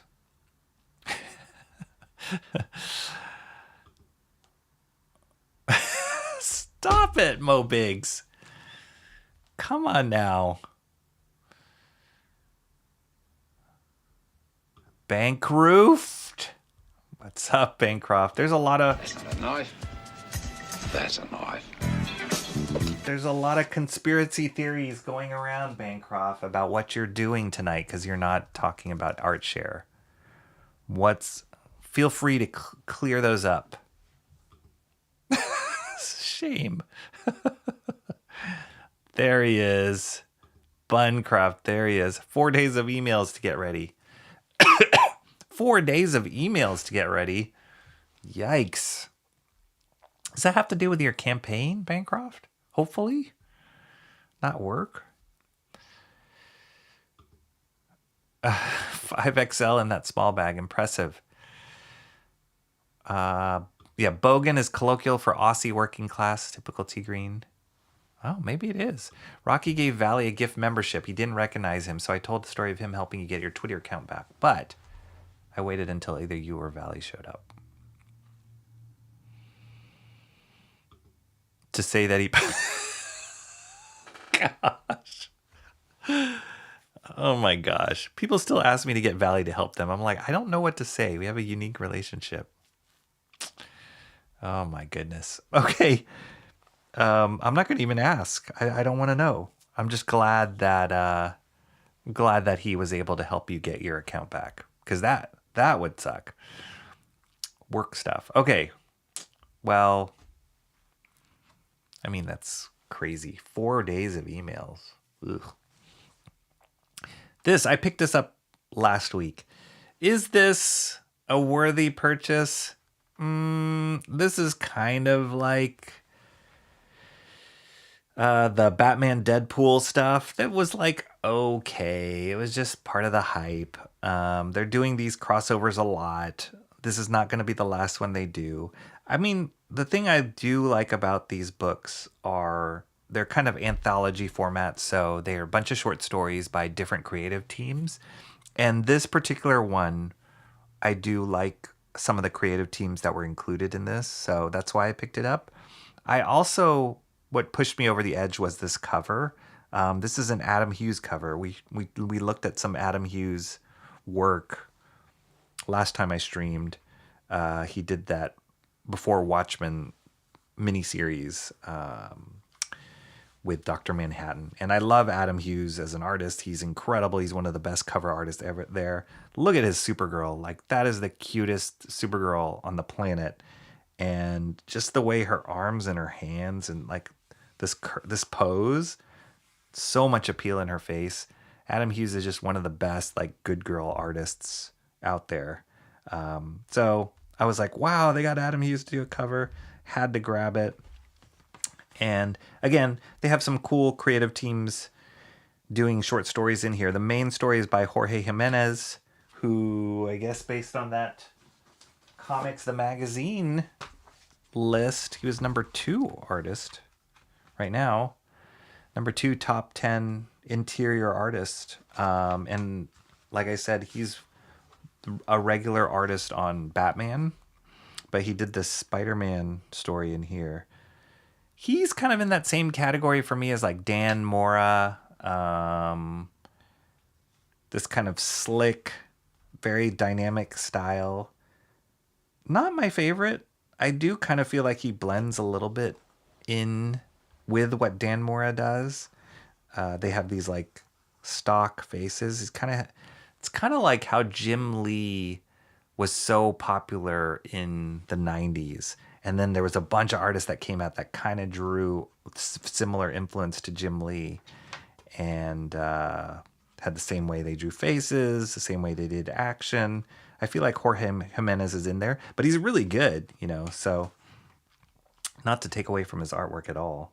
He's got a lot of appeal in his artwork. But for me, it's like I like those artists that are a lot more unique and their own voice. If you showed me this work and you said this is Dan Mora, I'd believe you. This is kind of interesting because it's kind of like this pose a little bit, but he's doing this super high, wide angle of Spider-Man and Superman. It's cool. I find the Superman arm a little awkward. It's like flying like this as opposed to like this. But anyway, it's a cool drawing.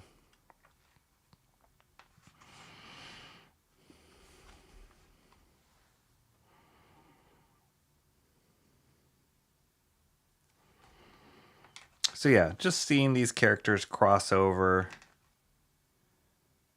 It's definite fan service.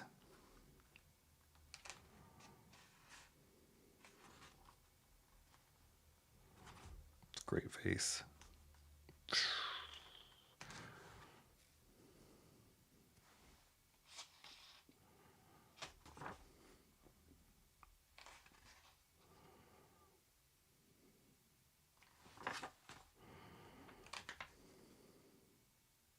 Yeah, there's another artist, the name of Simone Di Meo, that kind of has a very similar feel. It's like I feel like they work digitally. They work really fast, and then they use a lot of like blurs and like kind of digital tricks in their work. Kind of why maybe slightly doesn't appeal, but this is awesome. This is kind of a throwback to classic Spider-Man pose, holding up the debris.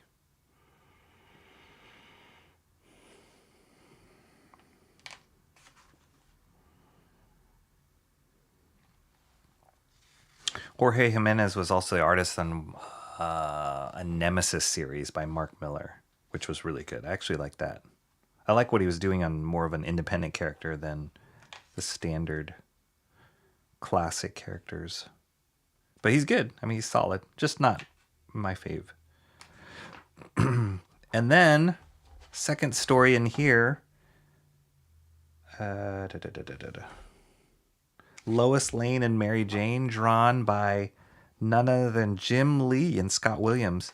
Too bad Beats had to go because he was commenting on Discord about an image in here. This Gambit drawing. Jim Lee drawing Gambit again. So anyway, yeah, here's Jim Lee drawing Superman, Spider-Man for this short story. So it's kind of cool to get Jim Lee to do this.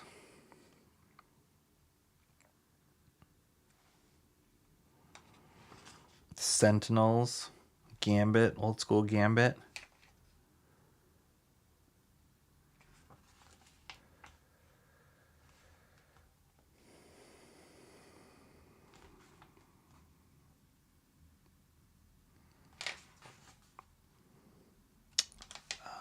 This story is drawn by Danielle Sampier.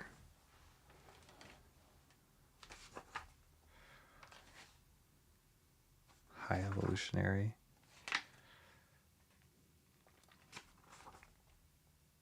It's okay.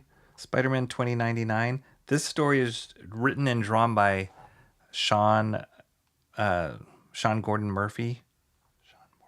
Sean Gordon Murphy. He's a great artist. He does like Batman White Knight. His Superman's a little thin, a little lanky here. It's almost like Superboy.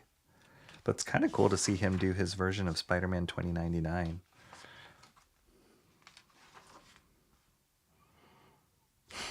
His ears are really big in that image. It's kind of goofy looking. But he does a cool Spider-Man 2099 and also Batman Beyond here. That's a short story. That's fun. Who is this? Steve Lieber is an artist on this one, with Carnage and Jimmy Olsen. And then this last story, or second to last story, is drawn by Rafa Sandoval, who is the artist on Absolute Superman.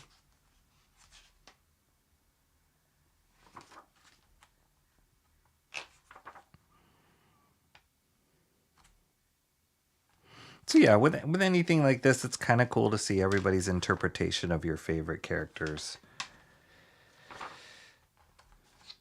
And then this last one is, I don't know this artist, Belen Ortega, but they're crossing over Punisher and Power Girl, which is a weird pairing. But I think that's the point. So yeah, you know, it's definitely fan service. With any of these kind of anthology things, it's hard to care because you know nothing's going to really stick. It's just a crossover for the sake of crossing over. But yeah, I liked seeing the reason why I picked it up was the different creative teams. There was enough here that I was like, okay, it's worth trying out. And then this variant cover killed me. I love it. Superman, Spider-Man #1.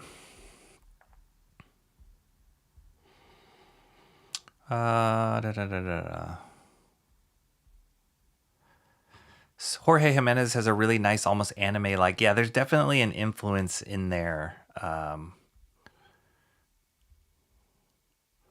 Supergirl should be pregnant since Spider-Woman had a pregnant arc storyline.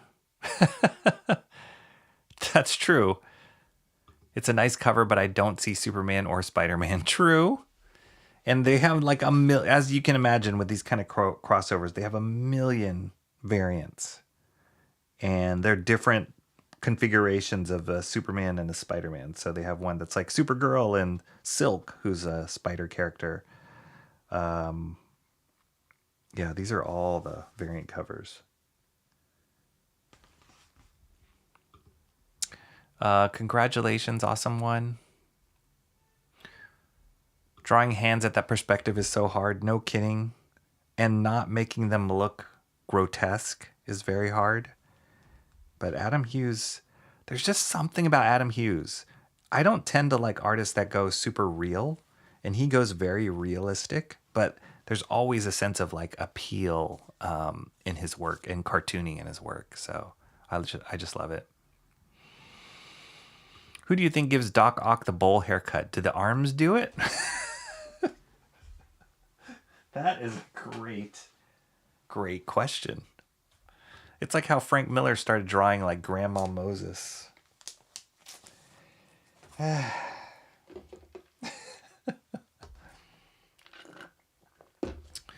Artemis 2 is launching in about 10 minutes if you want to see this on a second screen. Wow, check it out. That's what everybody's talking about, launching to the moon. Artemis 2. I also heard that there's rumblings that Elon Musk's space company, SpaceX, is going to be going public soon. It's going to have a huge IPO, so kind of crazy. Totally different time for space travel and space exploration. He probably invented his own version of the suck cut from Wayne's World. The Floby. His run on Batman has been incredible. Timmy Mello likes it. Yeah. And so there's been those solo stories, right, for Batman.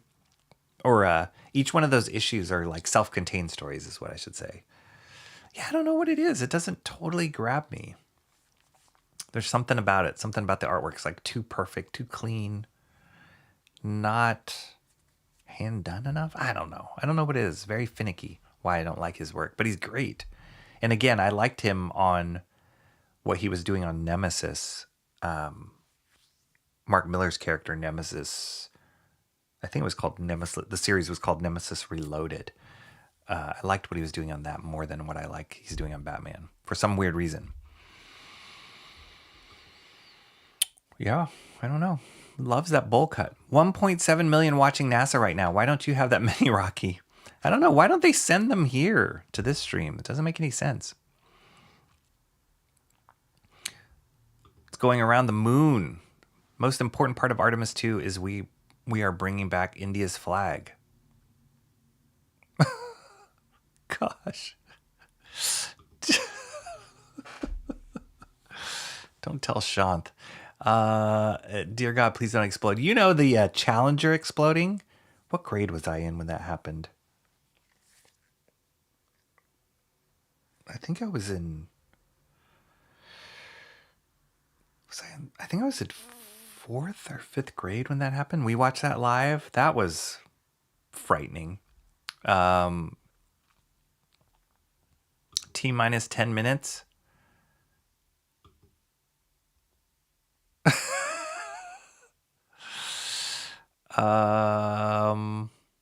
Why did they give him the broccoli haircut? Jim Lee's Spider-Man isn't my favorite with his style, not cartoony enough. Yeah, Jim Lee's not meant to draw Spider-Man. It's not a good fit for me. I agree with you, Unhinged. Mark's Music Obsession has the live coverage. Timer has started, 26 minutes. Oh my gosh, I'm so excited. 9 minutes, 8 minutes. SpaceX is doing a launch in my state today as well, Mo Big says. No kidding. No problem, Mark's Music. Should I put it on? Wait, if I put that stream on, I think I'll break something on YouTube, right? Let's see if I can do it. Like in the corner? Will I get struck? What do you guys think? Is that a bad idea? Might be a bad idea. Okay, let's see. We can do... Later in the count. Whoop. We can add something here. It's one of these. I still have Jay Ryan's Red Sonja up. Okay, there. Here, I'm going to put it here in the corner, guys.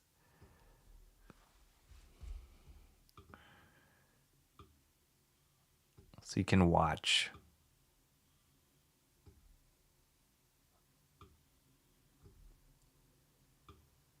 Who am I kidding? You guys are going to watch this more than listen to what I say, but that's fine. That's fine. I'm okay with that. Okay.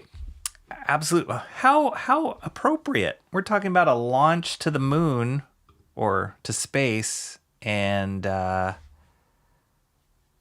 Absolute Martian Manhunter is the next book that I am going to go over.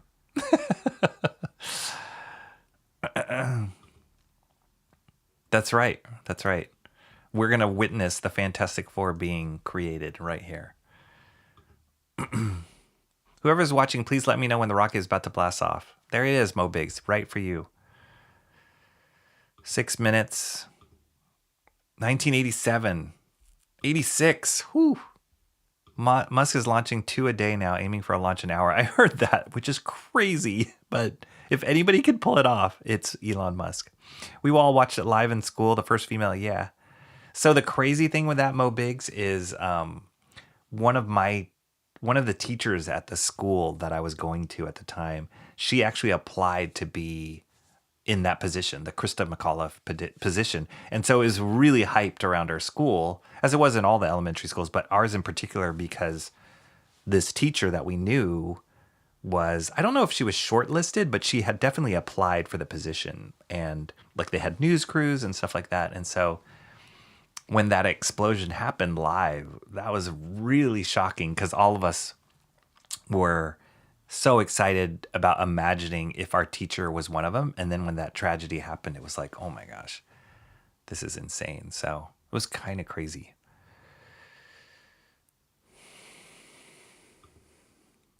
Launch is at 6:35. Okay, 4 minutes, really. I need to add. It's a little bit of shadow here. Separate that out. And, oh, look at that. Man, we should just sit here and watch this the whole time. We're all seeing the same thing. Just make it small. Okay, put the launch up. Be real. Yes, yes, yes. You only live once. Rocky said launch so many times his cat heard lunch and got excited. His second favorite cat is no longer burdened by hope. Absolute true crime podcast. Way to throw it. Should we throw that up here too? Unhinged? Let's just make it a like triple stream. Okay. This is going to be more exciting than the launch, I promise you. Absolute Martian Manhunter. This is in the way. Our Absolute Martian Manhunter number 10. I like this. I like having this launch here. Okay, so this is continuing on with the Martian Manhunter story. And this is going to end, I believe, at issue 12. So they are coming to some sort of ending here. But I'll flip through this one pretty quick because we've seen it. We kind of know what to expect. Just crazy, abstract, mental, psychological treatment to the artwork because it is kind of a mind trip. But this is awesome right here. The colors are really unique and they really do a lot to give you this otherworldly kind of feel.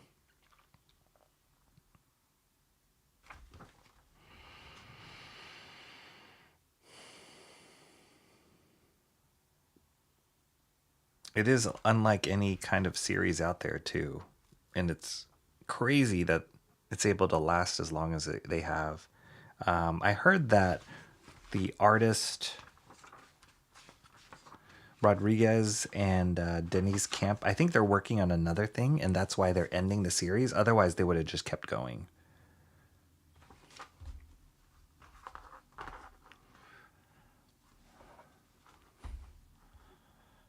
Comics, NASA, and true crime. Talk about a super show. That's right. It's exciting. Mo Big says, I really hate that Lobo cover. Mark Miller would have done a better job. Frank Miller would have done a better job. Wow, that's a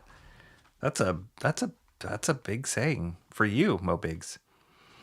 Oh, check it out, it's launching. I'm holding it. Look, it's launching, guys. Whoa, wow, that was scary. All right, I'm gonna give it a little audio. I gotta hear this. Now I'm distracted. Good roll pitch. Roger, roll pitch. Pretty cool. Now controlling the flight of integrity on the Artemis 2 mission around the moon. Integrity, AMT high. AMT high. On time passing 30 seconds into the flights. Integrity passes the alternate beacon. Target milestone. Gosh, the amount of force that is needed to launch a rocket into space is insane. As we're paying like $200 a barrel for fuel, you're seeing them like burn all this fuel. It's amazing.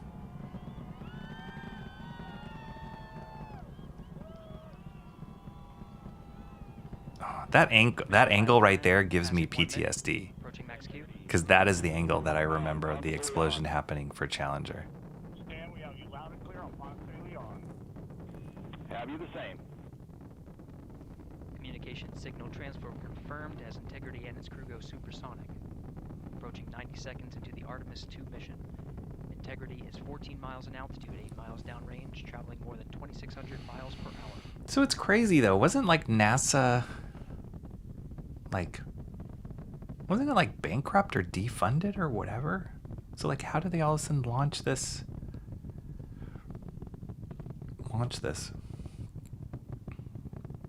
1 minute 50 seconds of mission elapsed time. Standing by for main engine throttle down to 85%. Ahead of solid rocket booster separation. I'm gonna give you a White House. This is off of the White House's YouTube channel. Throttle down.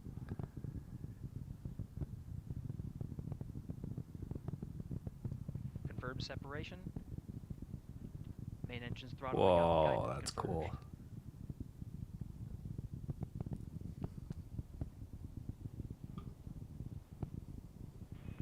Integrity, guidance converged, performance nominal, upper stage RCS ready.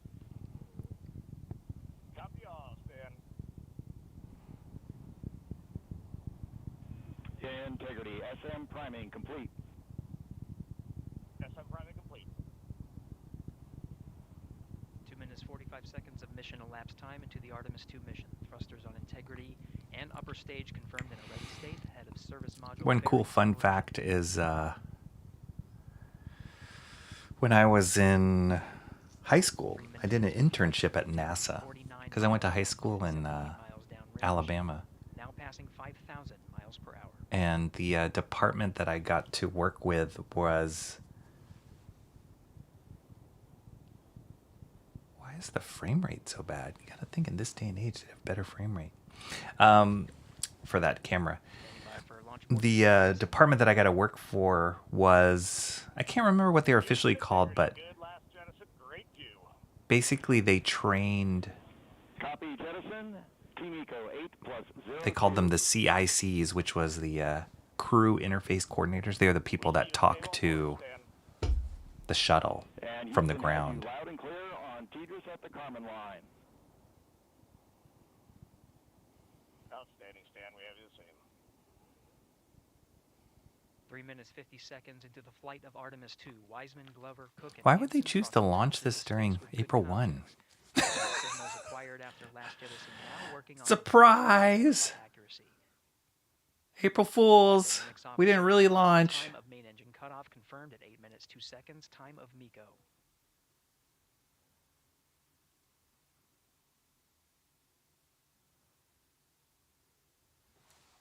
That's really cool. Bye, thing. Is it true that splashdown is scheduled to happen in the Strait of America? I don't know.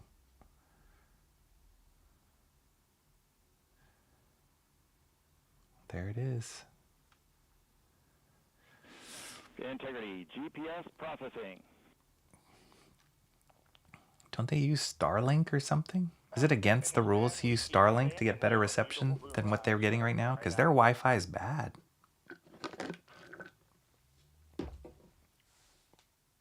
Approaching 5 minutes into the flight, Commander Reed Wiseman confirms he has visuals of his destination. GPS guidance, navigation, and control software finishes internal checks and sends to navigation channels.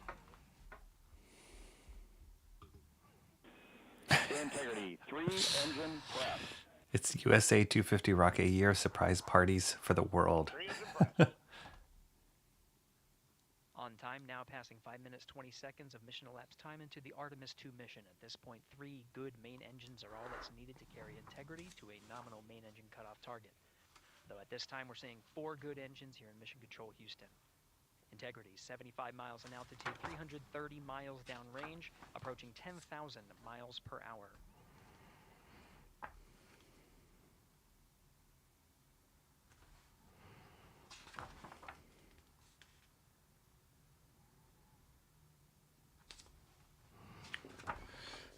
The story's getting crazy in absolute Martian Manhunter. Good at 6 minutes.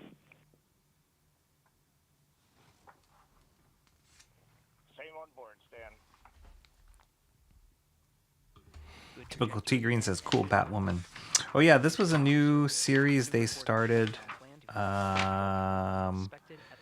Art by Danny It came out a couple weeks ago. I didn't pick it up. I picked up that Deathstroke and Lobo, and I didn't pick this up. I'm not a big fan of Batwoman as a character, but this is a cool image. Taking the copies, nominal, shutdown.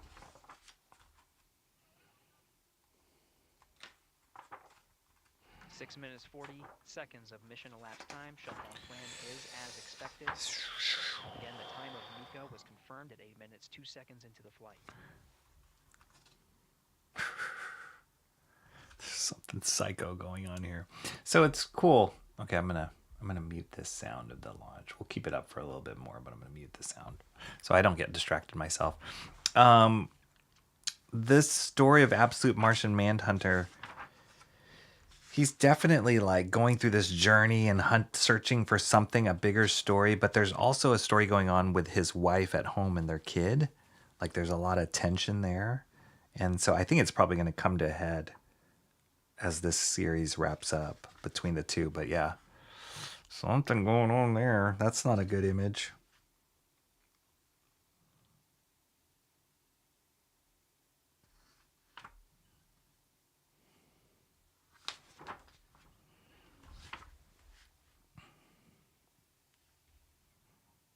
Can get your own coins with Superman's Wonder Woman or Batman. Why would you do that? Absolute Martian Manhunter number 10. Oh, that's a cool image. Is that a... Oh, that's like a computer generated image, I think. That wasn't a real image. Okay, I'm getting so distracted here. This is another one we'll flip through quickly. Ooh. What are they doing?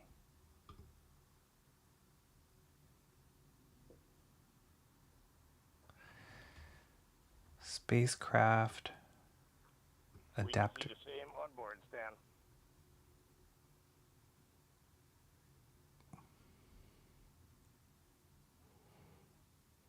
8 minutes 40 seconds into the flight, we have a nominal main engine cutoff heading in the right trajectory on the way to swing around the moon. Gosh, the amount of precision that they have to do this is insane. Or ICPS, still attached to the Orion spacecraft.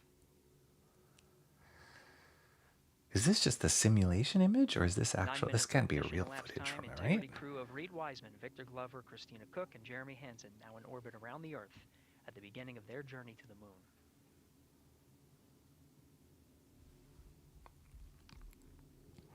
Batwoman is the second coolest female DC character whose name begins with Bat. Looking ahead to PRM numbers so far per pad.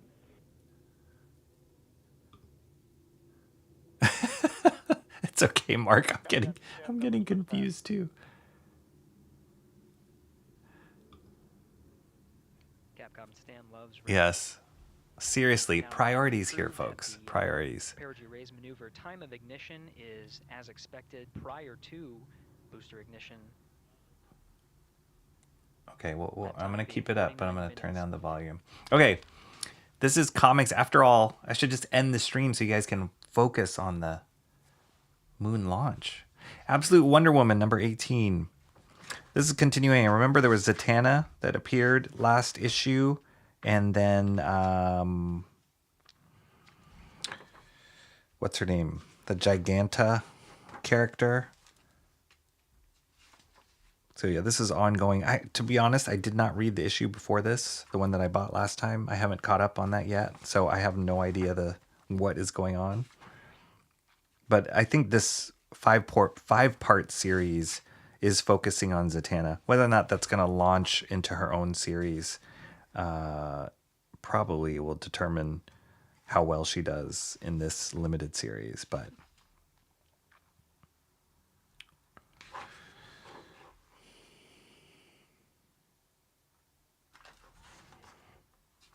they're just trying to, that's cool, trying to fight each other, both physically and through magic.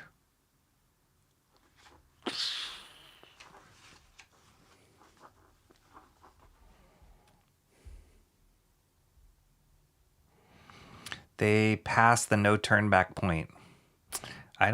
I would think they were well past once they launched. Okay, it's cool.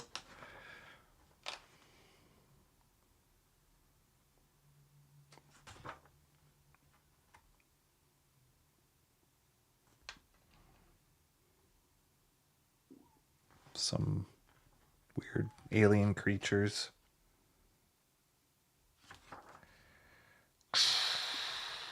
The Troika. I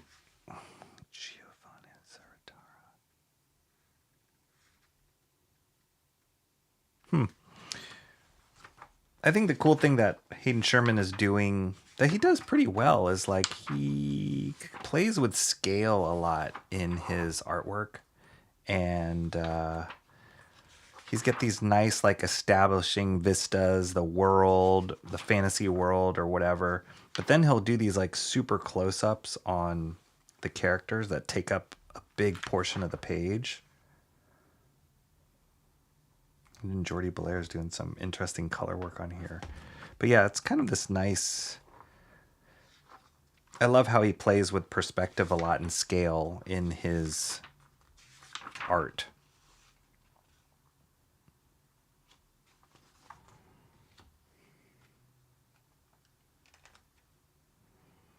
And they're pushing the magic angle, especially with Zatanna now. But they're really pushing it with spell casting and mythological creatures, and then with the lasso here at the end. The Troika. I'm assuming that's these guys? Maybe?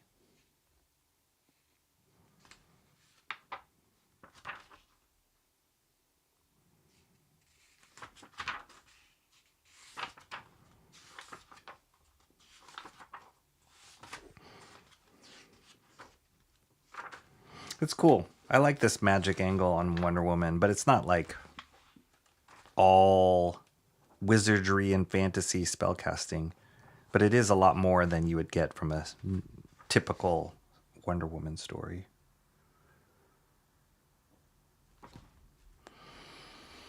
Absolute Wonder Woman number 18.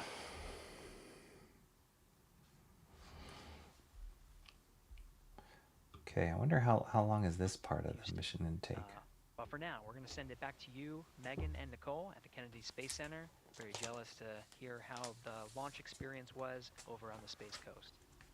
Yeah, Gary, if people are just joining us, welcome back to the Space Coast, where we just saw Artemis 2 lift off 14 minutes ago. And wow, what an amazing launch, and an emotional one too. As soon as the rocket lifted off, Nicole, you had tears in your eyes, I had tears in my eyes, and we had all these people around us cheering. It was amazing. Yeah, the energy was wonderful. I mean, it was a beautiful launch. You know, we've got 4 friends and family members headed to... Okay. All right, this one's really exciting to get to. This has been hiatus for a while. Hyde Street, number 11. Comics are real, space is fake. Let's get to it.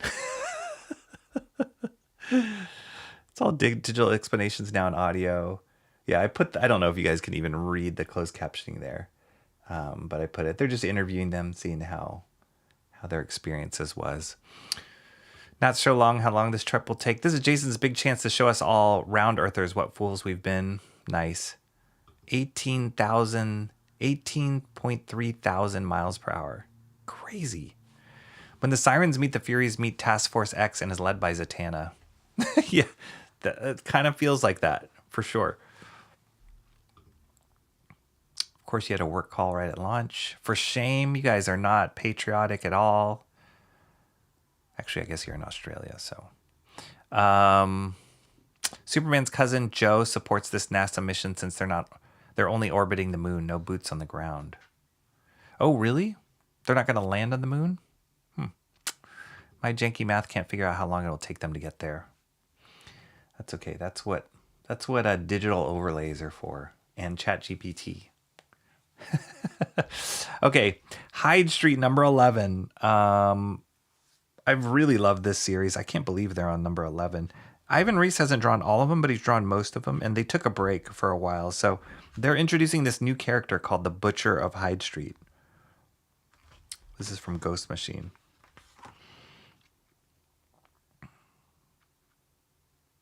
So yeah, he's supposed to have a big part of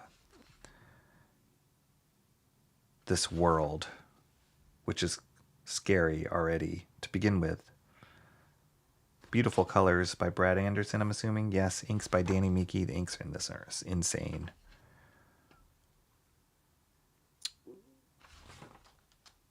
Ugh. That's crazy. Can you guys see this, though? Oh. I guess it ended us. Is that it? Thanks for watching. Thank you for joining. Oh. I guess that's it, guys. Where is that? Is this it? Yeah. I guess that's it. Well, at least we got to catch a little bit of the launch. Can you see the insane hatching on this?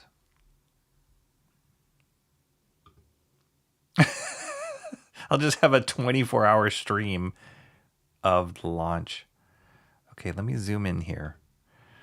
I'm so discombobulated. Let me see if I can zoom in here so you guys can see. The hatching on this is ridiculous.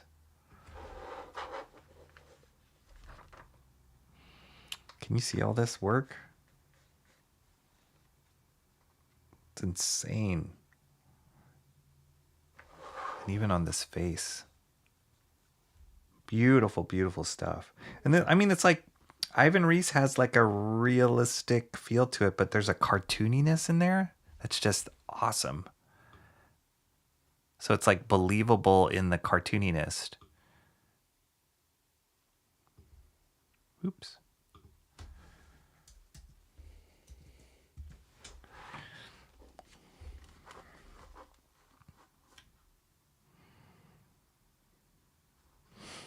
And every now and then they flip to this kid. His name's Pranky. I think he's part of the Hyde Street like cast of characters, and he goes to this like demonic state, and they'll do these dark eyes on him. It's nutty.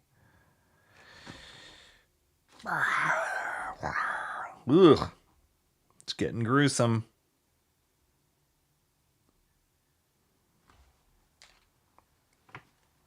Ugh.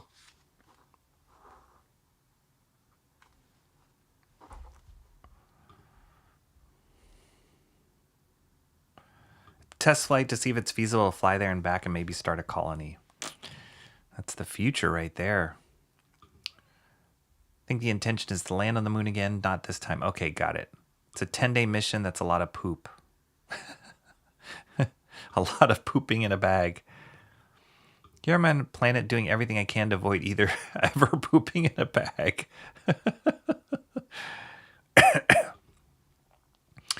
The Earth is a donut, and this is a mission to see what's in the center. Hyde Street is dope. I love that. That should be the review. That should be the quote. Yeah, Hyde Street's amazing. Amazing. Sorry, my stomach's gurgling. It's the artwork in this is crazy. Wow. There's the butcher. Ugh, this is a gnarly story. When you talk about babies...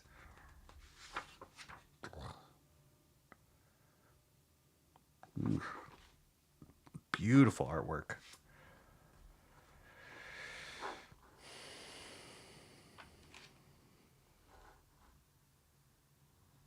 Yeah, I don't know what is going on. It's gruesome, though. My baby, I love you so much. And he's having these flashbacks. It's because he's wearing Mr. X-Ray Vision's glasses, so...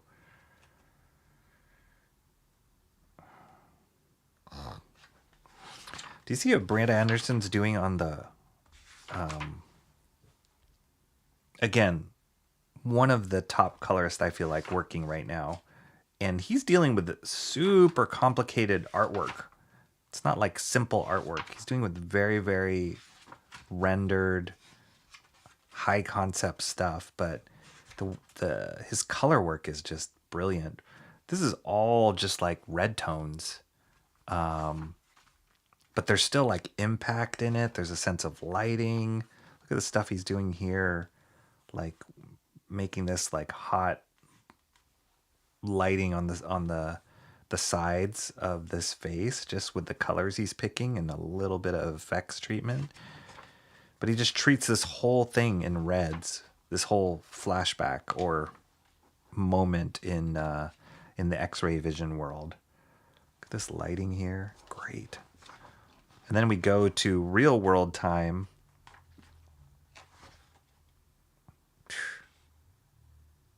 It's good. Man, the artwork's good.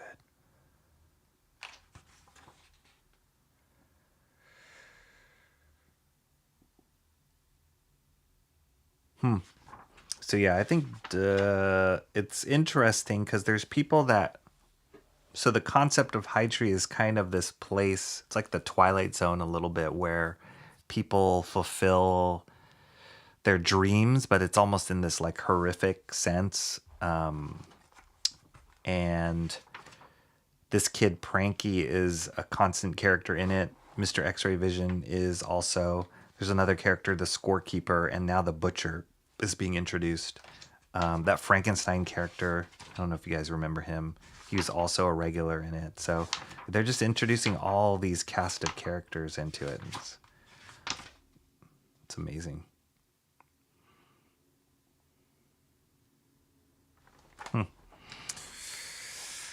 Oh. Butcher of Hyde Street. Well, the Butcher's set free. Who dies first? Yeah, here's all the characters. Oh yeah, there's this dude. I don't think I read that issue because it was drawn by somebody else. Man, Ivan Reis should be on the top artist list. He's so good. And Danny Meeke.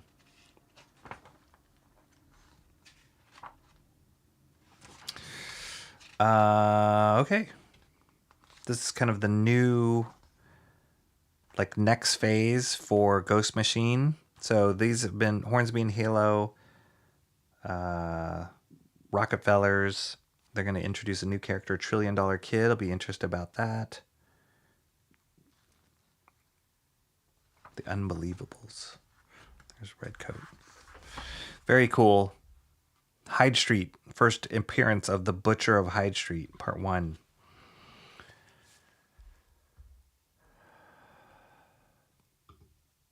Right? Very disturbing. Someone has been studying Frank Godwin. What's your concept of the color scheme? Bisexual lighting minus the straight bits. What? I regret to inform you all that Clark didn't win top egg in the Easter Crazy Hat Parade. Poor Clark. Yeah. Okay. Hyde Street, moving right along. Wow, I'm so confused. Hot on the heels of this one is the first official guidebook of Ghost Machine. And what I love about so this is a variant cover that I was hunting for today. I don't know if you guys, for those of you who are as old as I am, older or in my age range, you'll recognize this font was from the Marvel Universe guidebooks that came out, the official Marvel Universe books that came out. And these guidebooks just kind of go through the characters and give you like a who's who of who they are, their stats. DC did the same thing. They called them the who's who, DC's who's who. Let's see if they have the... oh, they don't have the variant covers in here. But the variant cover that looked like the DC who's who, like the fonts, everything matched it, which was awesome. But I knew I wanted this one because it was the Marvel one. That's the one I grew up with. So I had to get this one. Let's see if I can find... I thought I got an email.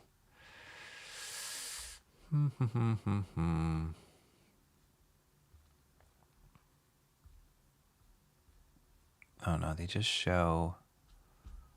Yeah, the Ghost Machine just shows Ghost Machine. wonder if they show all 4 covers. Oh yeah, this is cool. We can show this.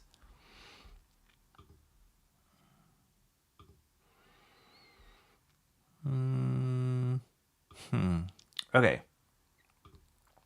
So this is the A cover here, this first one here, and then this is the cover that I just got, right? So totally a nod to the Marvel Universe guidebooks.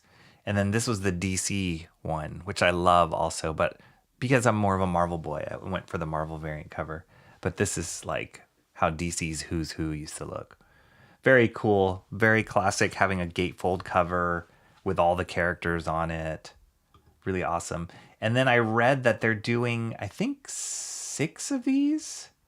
So for all the different, yeah, this is the A cover. For all the different worlds, I guess. Let me see. I just got an email today that talked about this. It says, what does the email say? 2 years. So to celebrate our anniversary as a company, we're releasing Ghost Machine, the official guidebook, a 5-issue series that collects profiles of the characters we've created across our 4 universe of titles and stories. The Unnamed, Rook Exodus, Hyde Street, and the Unbelievables. Whether you've been with us since the beginning or just jumping in, it's a fun way to explore the worlds. Yada, yada, yada. So it's awesome because Ghost Machine has only been around for 2 years. But they've been creating this incredible cast of characters and worlds, and now they're weaving them all together and making sure that us as the fans know how it all fits together, which I think is brilliant. Oh, here we go. I just missed this. So issues 1 and 2 of this guidebook will focus on the Unnamed, which is which Redcoat will be a part of, and Geiger, and I even think Junkyard Joe probably. The Unbelievables, issue 3, will focus on the characters in Hornsby and Halo, and then some future stuff. Rook Exodus has their own, issue 4, and then Hyde Street, issue 5. So we'll see the Butcher, we'll see Pranky, we'll see Mr. X-Ray Vision in those. The only thing I would say is they include these little bios at the back of each issue. So some of these are probably just repeats of what's already in the comics that we have, that I have. Yeah, I've seen these before. So is it worth it for me to get these issues? Probably not, but it's kind of cool. They're all in one thing. Yeah, I love it. They give like the first appearance, age, weight, height. I remember as a kid always like measuring up like, oh, this character is taller than this character. And then reading about their abilities. Always awesome.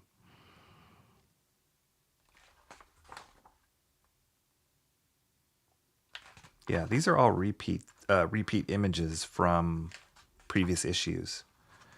But it is kind of cool they're all together. How tall is Redcoat? Who is Widow X? Wow. So yeah, this is the first one. Ghost Machines Universes #1. So if you are into the Ghost Machine universe and you love these kind of like stat books, Who's Who guides, here you go. First issue.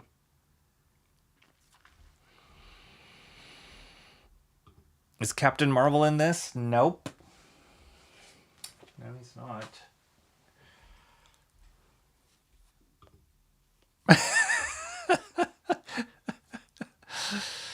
I don't know. What are we doing, Mo Biggs? What are we doing?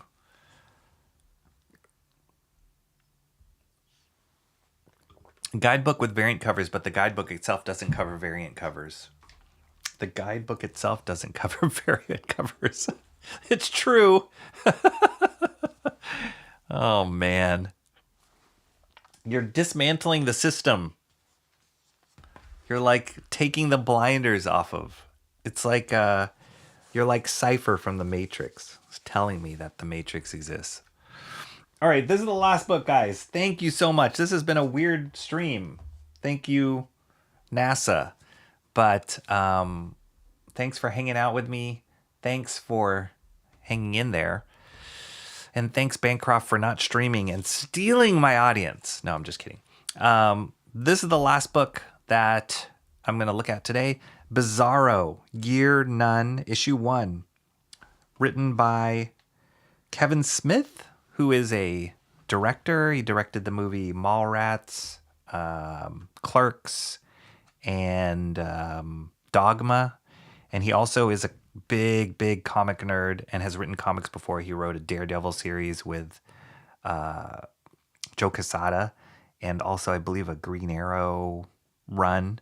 But yeah, he's a huge comics nerd, just a nerd in general. And I don't think he's written recently. So this is the first thing I think he's written in a long time. And it's Bizarro. And a big reason why I wanted to pick this up was because the artist on this book is a guy by the name of Nick Pitara. So for many of you who have been on my previous streams, Nick Pitara is an artist that did this book, Axe Wielder John. This was a crowdfunded book that I picked up. It's awesome. The print that he did was, oh, how did this get bent? The book itself is amazing. Really fun character story, and the production quality on his book was great. So I really enjoyed this. I like his work a lot. He is very much influenced by certain artists like Frank Quitely, who is hugely popular. Jeff Darrow, I'd say, is another one. And I love it. He actually has met Frank Quitely, has been to his studio, has watched Frank Quitely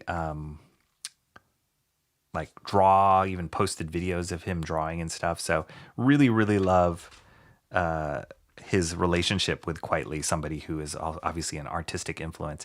And I love that Quitely did a variant cover for this Bizarro book, for Pitara's Bizarro book.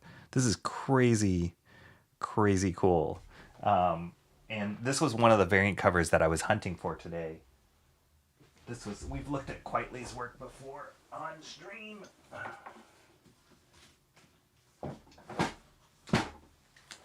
This is a book that I have of Frank Quitely stuff. Just has like this highly detailed side. He's known for Superman, not for all seasons. All-Star Superman, I think he did a whole run, All-Star Superman with Grant Morrison. Quitely is just amazing. He's a British artist.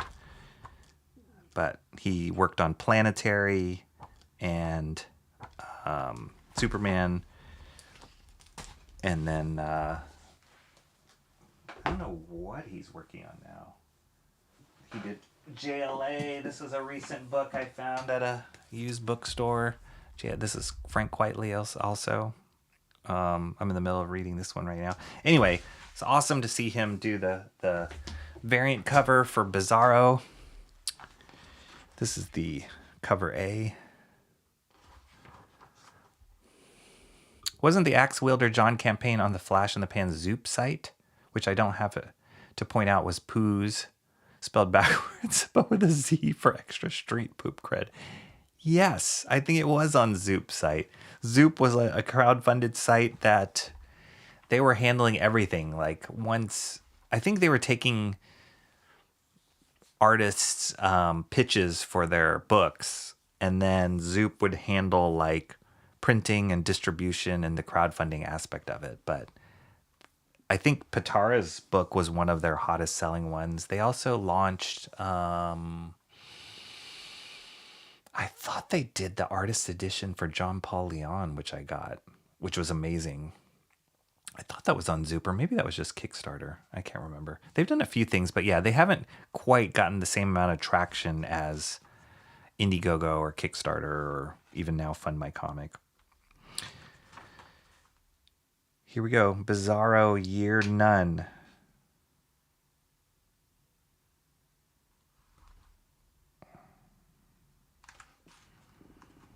Yeah, so you can see it's kind of got that Quitely influence on his line work. Just how much detail he adds in. These like grotesque kind of faces. And then you know with a Bizarro story, it's just going to be weird and crazy.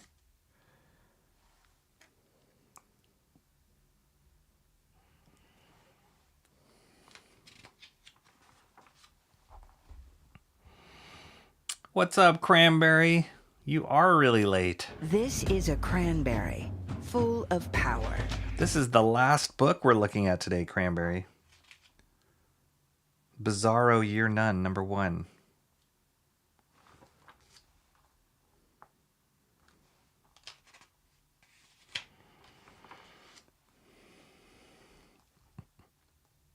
There was another artist, his name I believe was Seth Fisher. He had a short run in comics and then he had a tragic death. I think he like fell off a balcony or something, like really tragic. But he had a similar kind of detail-y, highly hyper-detailed style that this reminds me of.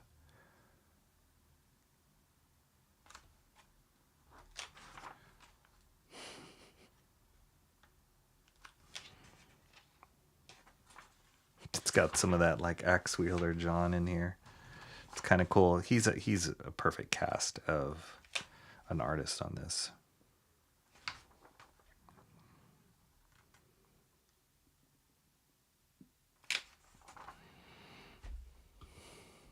You did, Cranberry.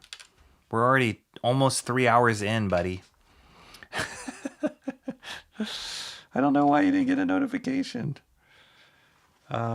Even on Discord it posted, dude. Cranberry Langers. Member. 6-month plus member on this channel. Always great seeing you. I'm glad you were able to make at least the end of it. You can vote.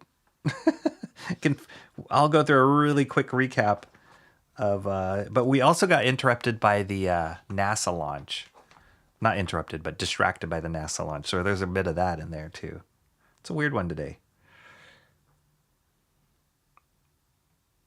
It's cool. Colors in this are really nice. Really rich, deep colors. Who's the colorist? I feel like I'm talking about colors a lot these days in comics. But it's interesting how Michael Garland, don't know him. It's interesting how they can make or break artwork, right? You got this incredible black and white line work that Pitara's putting into this, and in the hands of a lesser colorist could screw it up. But I like what this colorist is doing, not overly pushing the weirdness of Bizarro, but yeah, but like doing some nice stuff with the lighting and the slight shadow casting here. This is all the colorist's idea and their work, kind of matching the level of detail that he's putting into the line work. Some nice stuff here.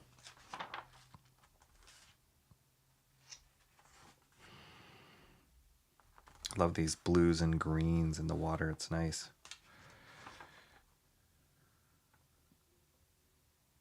Yeah, it's cool. I like it. I like the team they assembled for it, and I love this variant cover.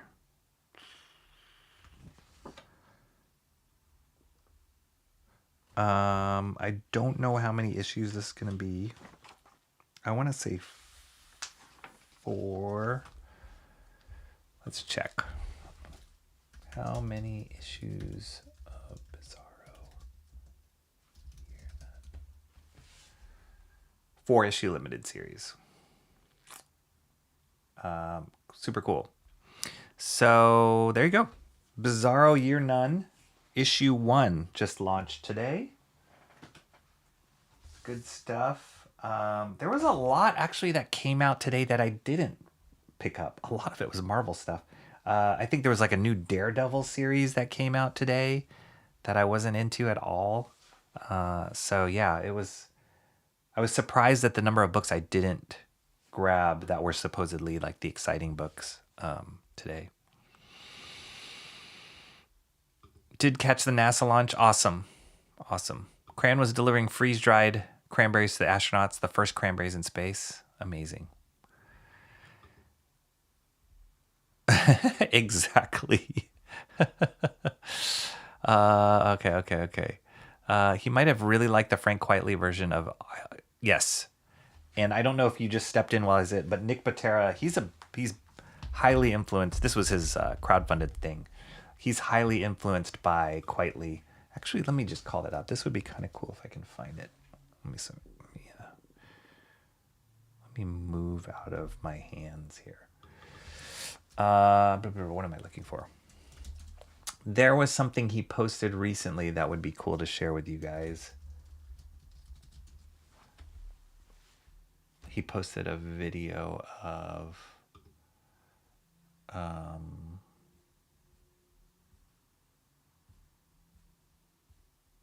was that?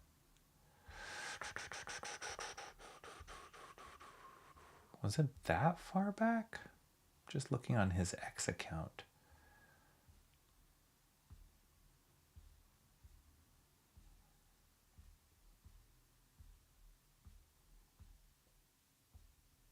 Was it really that far back?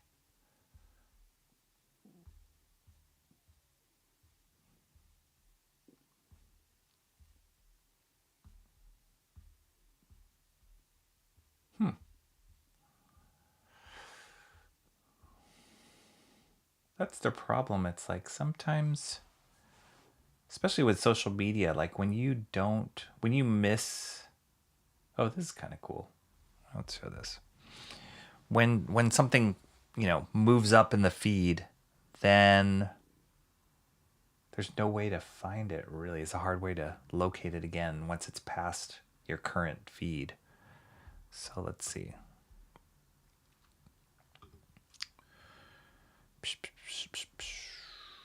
So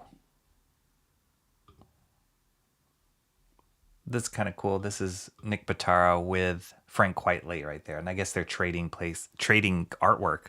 This looks like a cover from Bizarro. And then this was a cover from one of the All-Star Superman books. So that's pretty cool. I thought he posted a video. That's cool. That's great. Double pager. Yeah, I thought he posted a video of Frank Quitely doing some work or something. There's his Axe Wheeler John right there. So it was a very satisfying experience. This is a kind of wraparound cover for Axe Wheeler John, and was that really loud? When Nick asked me if I would do a cover for it, I was like, yeah, definitely. Sorry. I'd seen so much of his art for it, and I really loved it.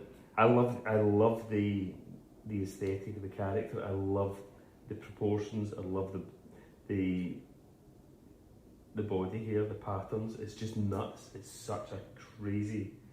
It's a crazy concept, and he's a crazy looking character, and like. I was like really happy to do it. The story of Axe Wheeler John was like, it's super satisfying. I kind of wish more things were written in that way, because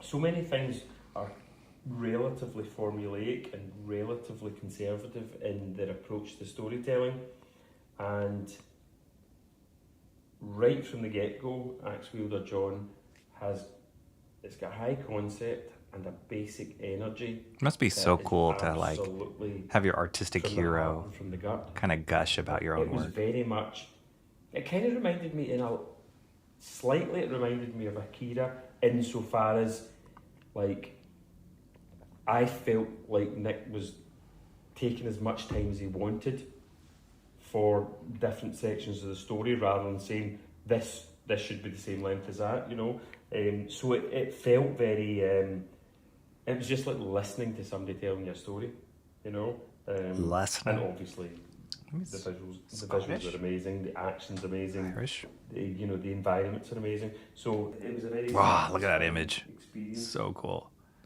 reading it and poring over the artwork and then like thinking about it later. It was surprising and it was satisfying. Pretty cool. The action's amazing. The environments are amazing. So it was a very satisfying experience. This is Anyway, really cool. They actually have a great relationship. So I love that. I love seeing that when somebody meets their hero and then they actually kind of hit it off and they live in the same artistic world. So pretty awesome. Okay. Sorry, let's get to voting really quick before we end this. Okay. Where am I? Boop. Close this and this. Okay, and then I need to get copy. Live results. Let me post this in the chat. And I'll pin it. So, the books that we are voting on today are... Oh, what a mess. For those of you who joined us late, first one, Comics the Magazine, issue 2. This is a cool little new magazine. This is the second issue of a new magazine that's coming out that's all about comics, for the love of comics. And we got to flip through it today. Just a fun thing for $2.99. You can't beat that price if you like these kind of insider scoops, comics, what's new, what's hot, people's opinions on top 10 artists, all that kind of stuff. It's all jam-packed in there. It's like Wizard Light, I'd like to say. But it's great, and they're off to a great start. Issue 1 was great. Looks like issue 2 is really good. So that was something I picked up today. Let me just get organized here. Superman, Spider-Man, number 1. It's part of that whole DC Marvel crossover business that is happening a lot recently. They did it with Batman, Deadpool. So I think they did a Batman, Deadpool, then a Deadpool, Batman, or one or the other, where Marvel launches one, DC launches one. They're doing a Superman, Spider-Man, and they're already advertising a Spider-Man, Superman. So they're appealing to dyslexic comic fans out there. But anyway, anthology of crossover stories between Superman and Spider-Man by different teams. There was like Jim Lee was in there, Sean Gordon Murphy, Jorge Jimenez. So fun stuff there with a cool Adam Hughes cover. Absolute Martian Manhunter. Number 10. This is where the space shuttle launches to the moon. No. This is just a continuation of the Martian Manhunter story. It seems like things are going crazy, and it's going to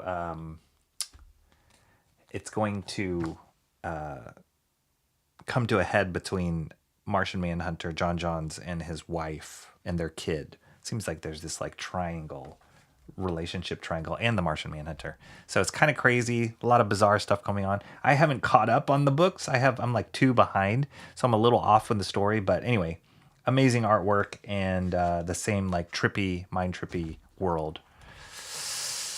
Absolute Wonder Woman, number 18. Continuation of the Zatanna in this Absolute Universe story, where she's fighting Wonder Woman. They're kind of magicking out all over each other. And yeah, just cool stuff. Hayden Sherman's the artist. He's been doing a great job. Jordi Belaire's the colorist. And it's written by Jill Thompson. Now my thing went out of order. Oh, Hyde Street from Ghost Machine is back. Number 11, introducing the Butcher of Hyde Street. Creepy, creepy, bloody story with fantastic artwork by Ivan Reis and Danny Miki. Beautiful, beautiful stuff. I can't wait to learn more by reading the story, but also more about this character, the Butcher. It's like just when you think one of the characters in Hyde Street is like the worst character ever, he's like horrible, does evil things. They introduce a new one that does even worse. So yeah, Butcher of Hyde Street, number 11. And then the Ghost Machine Guidebook, which they're going to do 5 of these, I believe is what was announced. Each one on different worlds that are created in Ghost Machine World, which is awesome with this variant homage cover to the Marvel Universe handbook. Love it. And then it has all the little like stats of each character inside from those worlds. And then finally, Bizarro Year None, number 1 by Kevin Smith and Nick Pitara. Crazy, crazy art in the Bizarro world. Beautiful variant cover by Frank Quitely. It's a 4-issue miniseries that dives into Bizarro's world. You know it's going to be weird and crazy and kooky, and Nick Pitara is the right artist for this. So love it. I'm excited to kind of dive into that one. So where are we at? So far we have 10 votes. Nice. Bizarro Year None, number 1, winning at 4 votes right now. Superman Spider-Man, 3 votes. Are you kidding me? Wow, guys. Well done. 4 votes for Hyde Street, and we're tied. Steampunker. We're tied 4 votes each. Hyde Street, number 11, and Bizarro Year None, number 1. Let me look at what the other ones. Nobody voted for Comics Magazine. Okay. All right. But I'm loving it. I'm loving the ones that are winning so far. I am surprised that Superman Spider-Man number 1 got a lot of votes. Who voted for that one? Typical Scree Green says, I like his accent. Yeah, I love that accent. Mark Miller has the same accent. I wonder if they're from similar towns. It's a great cover. Yes. Fantastic Frank Quitely cover. That creative process is pretty crazy. Yeah. I love seeing that stuff. And if you go follow Nick Pitara on X, he has, and you'd have to scroll through. I actually couldn't find them all, but he has a few videos that he recorded with Frank Quitely. I think at different times too, but that he shows the process. It's really insane. He's so good. I was thinking about pestering you on Discord, Rocky, asking if you're going to stream today. Well, should have done it. Supergirl, Spider-Woman. The cover is, yes. But the book is called Superman Spider-Man. I know. Confusing. Max Smith's new Scurry campaign funded in under an hour. Now, nice. I don't even know what that campaign is, but that's great. Maybe. Is it a 3-way tie? No. Not yet. It's a 2-way tie. 2, 2, and 2 on the votes. Voted Hyde Street Mark's Music Obsession. Mo Biggs voted Bizarro. Nice, Mo Biggs.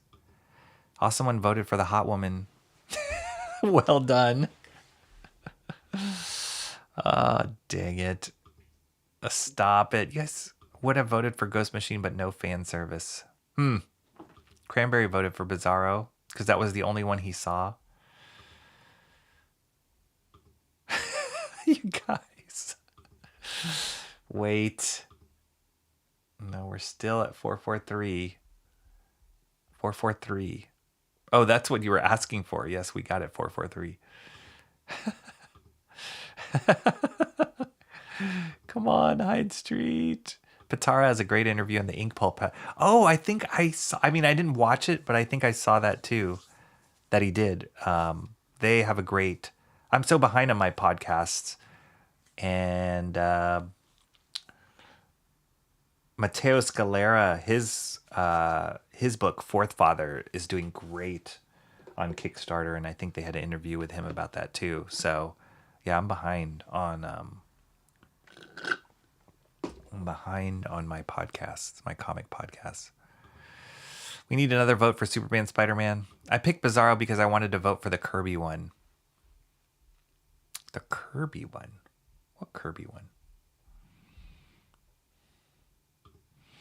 All right, do I need to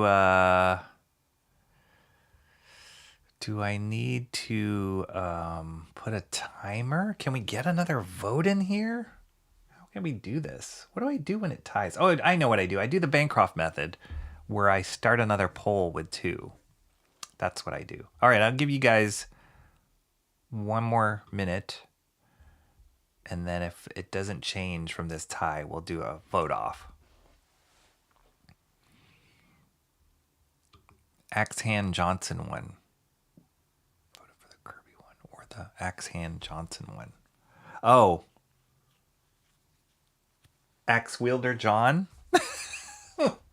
Yeah, that wasn't part of the vote because that was from a previous stream. So we didn't go through this one. That was from an unboxing stream, which I do have. You guys can search on my website. I'm sorry, on my YouTube page, Axe Wielder John, because I did a whole unboxing of this book. It came with this really cool trading card. It came with Keshi, they call it Keshi figure, which was awesome. This is really cool. You guys remember that? And I think he's working on another story, I want to say, but he might be so busy with Bizarro, he can't work on it right now. Okay, timer's done. Are we still tied? 4-4-3. Yes, Hyde Street 11, Bizarro number 1. Okay, so let me make a new poll. Back to poll.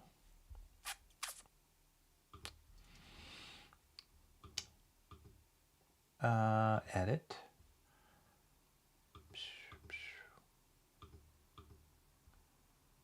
All right. And save. And then reset. Yes. Okay. So, oh, oops. All right. I think it's the same link. I think it's the same link, but I'll just post it in, nope. I'll just post it in the, nope. I'll post it in the chat again.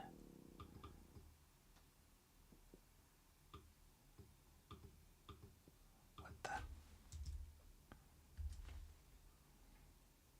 Yeah, I think it's the same link.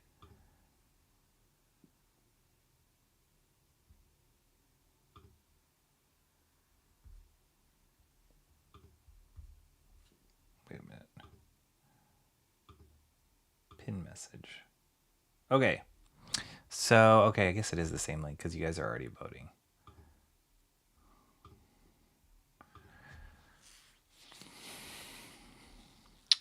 What'll it be?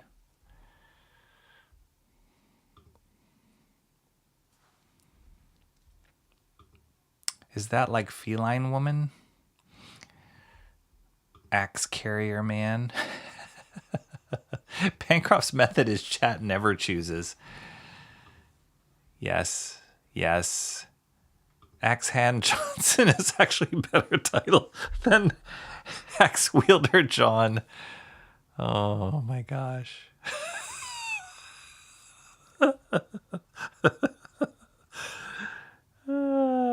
I do always get them wrong. You're right. You're right. No. Absolutely. All grace to you, Granbury Rangers. I do get my names wrong all the time.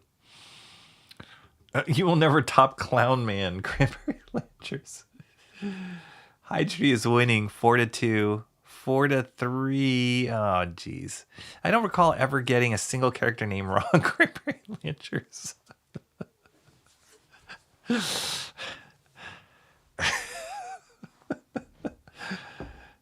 Axe Hand Johnson, though, that is worthy of becoming a character. I'm just saying. Hyde Street, 5 votes, 3 for Bizarro, Year None. All right, I'm going to give it a minute. 8 votes total so far.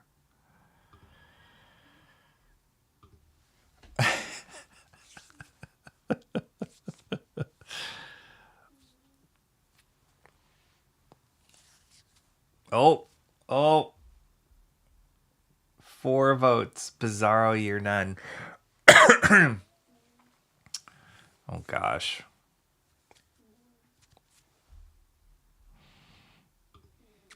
time to call Michelle's church group. Mark. Bring in the votes.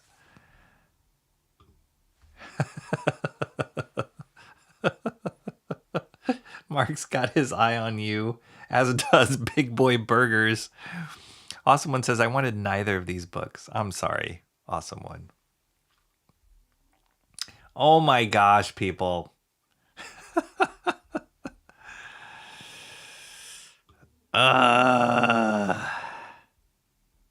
This is like an eBay snipe.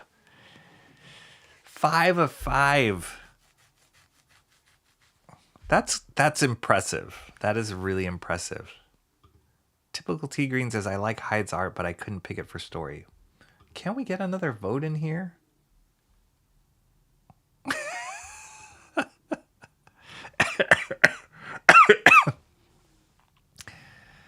Oh my gosh.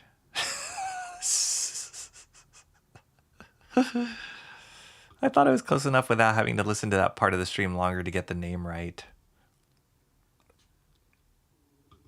In the case of a tie, Rob decides this the way. But Rob's not here. Bancroft? Should Bancroft decide? This is crazy.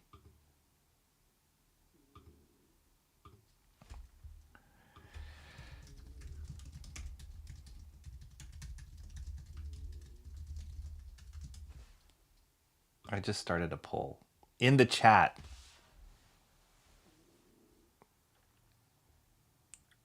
The poll is, should Bancroft decide? Whoa! 6 and 5.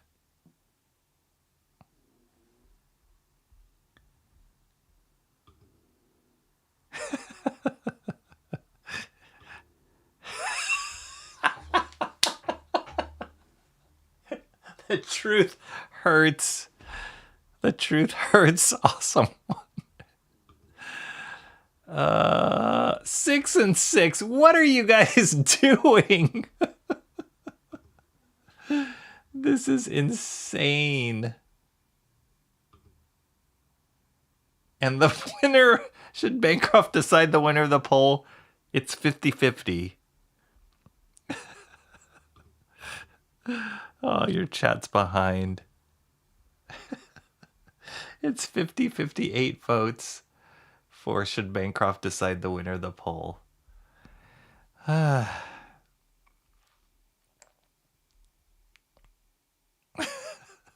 Michael Bancroft says, don't listen to the people, the same people who can't pick which book is best. That's true, right? This is like an infinite loop. But that takes coordination. I'm impressed. Okay, I'm ending the poll. Bancroft should... Oh! I'm ending the poll. Bancroft should decide. 56%.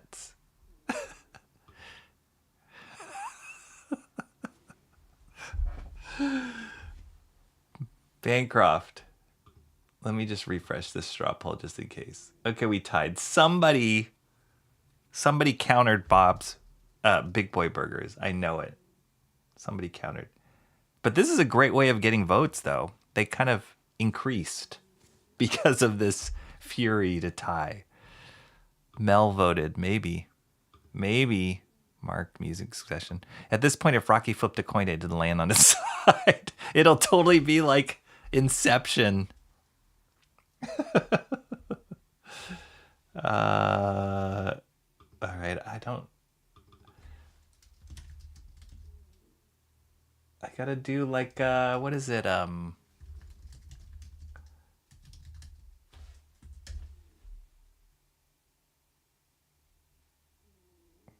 Okay, let's see. Select a coin type. Okay.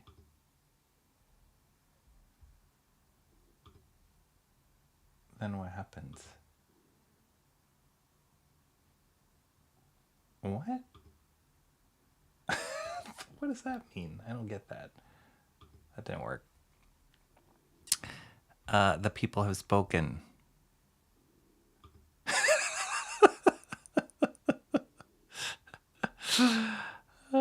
Bancroft picked Bizarro. Choose a different book. Yes. But then Mark's Music Obsession said that Bancroft voted. So I guess that makes sense, right? Okay, wait. I'm trying to look for a... Here we go. Wait. How does this work? I'm looking for a...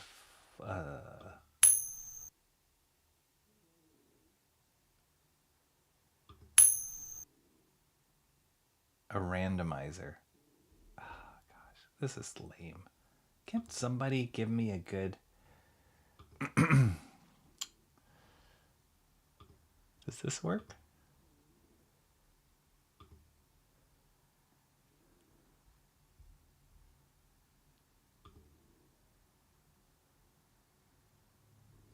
What?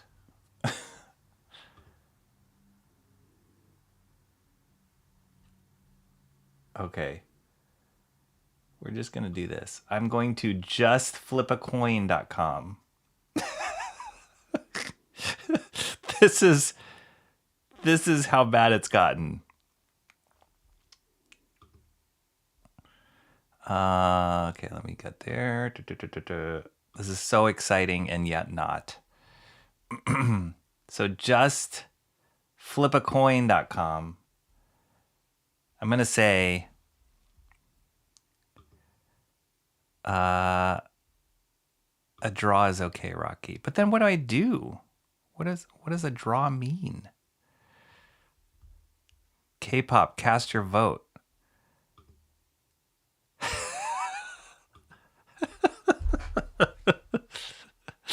That makes Bancroft Book of the Week. Okay, wait.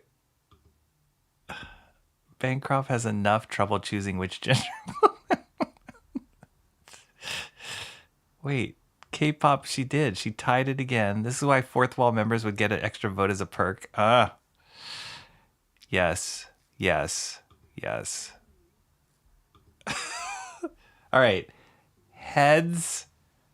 I'm going to say heads is... I don't even remember where... Oh, heads is for Hyde Street.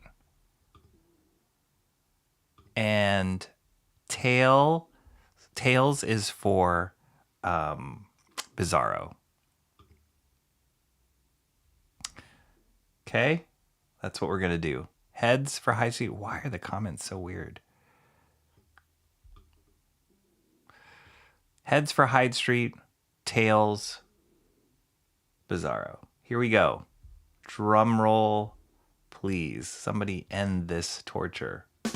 No, wrong drum roll.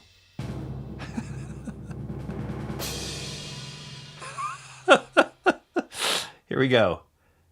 Heads, Hyde Street, tails, Bizarro. That was flip number. Tails, Bizarro. Bizarro wins.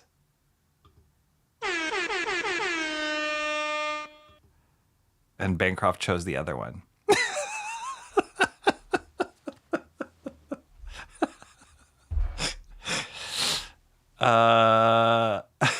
Wait, why are you guys calling out? It's a randomizer. Tails was Bizarro. Bizarro won, everybody. I'm calling it. Bizarro won. Oh my gosh. That was just a mess. April Fools. Actually, that's kind of appropriate that Bizarro won on April Fools. I think that's pretty good. No. I think that's pretty good that Bizarro wins on April Fools. See? Half of you guys, at least I know half of you guys are satisfied. We could do a draw, but then that screws up my thumbnail. The thumbnail's already kind of a mess.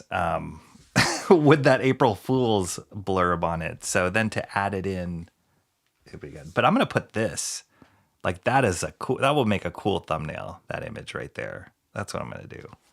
So there you go. Bizarro wins. Flip it again to determine if the flip was valid. I feel like we need to get into like, what's it called? Dominion voting. We need some help here from the Dominion voting tally. As I say to my kids, heads I win, tails you lose. That is perfect dad logic right there. That's true. Wow, that's getting in deep, Timmy Mello. Bizarro world. That means Bizarro loses coin flip of tails. Yeah, that's true. As a one-time favorite of Mark, in spite of the superiority of the Bizarro book, everything is backwards for, so if he wins, he loses. Is that what we're doing? I'm too influenced. Yeah.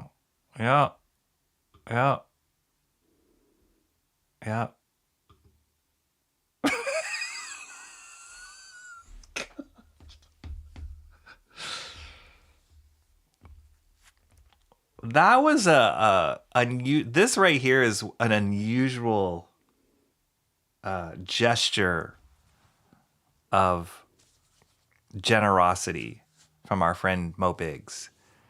One-time favor to Mark. He's going to call this chip later. But everything is backwards for Bizarro, so if he wins, he loses. That is comics canon right there, and I can't argue with that. So as much as I love this, and I'm sorry for everyone who has voted Bizarro, I love that. I love, in the spirit of Bizarro and the spirit of Mo being generous. We got to take it where we can get it right with Mo. So I'm gonna say Hyde Street wins, just to confuse it even more.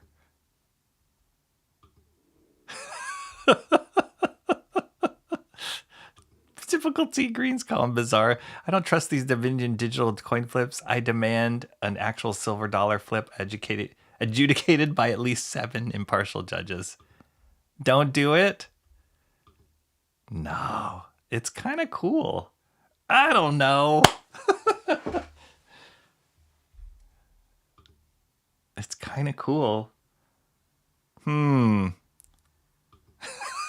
What? I feel betrayed. Stop.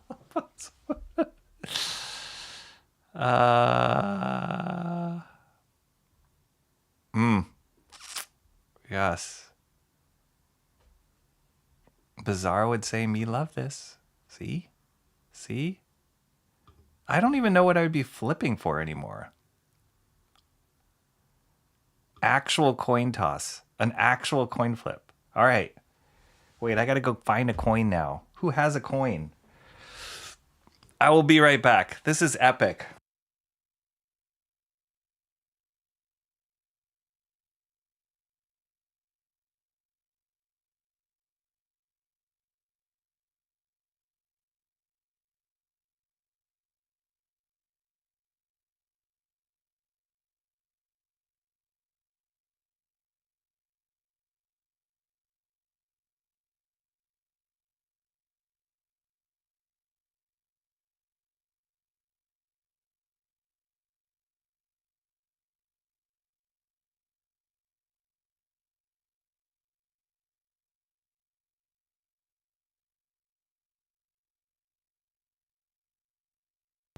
I was worried about that for a second because I didn't know if I had any coins. Who carries around coins anymore? Okay, I'm going to do this live so that you guys can see.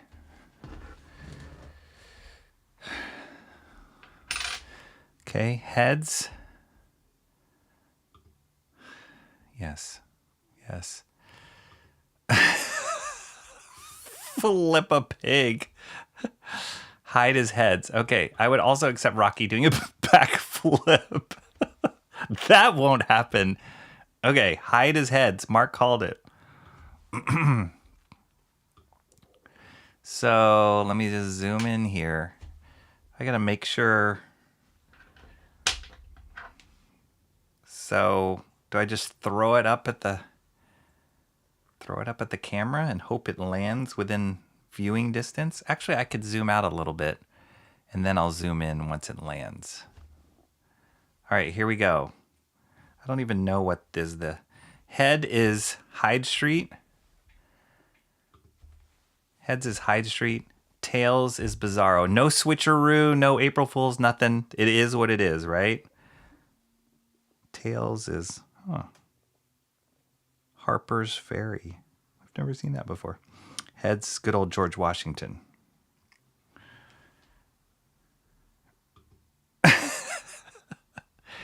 You don't just toss it. That coin must be a 1776 coin. It is. That wasn't the that wasn't the toss. It is a 2016. 2016. John Brown's Fort. That's what this image is in the background. Interesting. Okay, here we go. I feel like I need the drum roll again. Here we go. Yes, flick it with my thumb. Hyde Street, heads. Tails is Bizarro. All right, I'm not touching it. I'm not fooling with the results. Oh, goodness. It is Tails. Bizarro was meant to be, guys. There it is. John Brown Fort wins. Finally.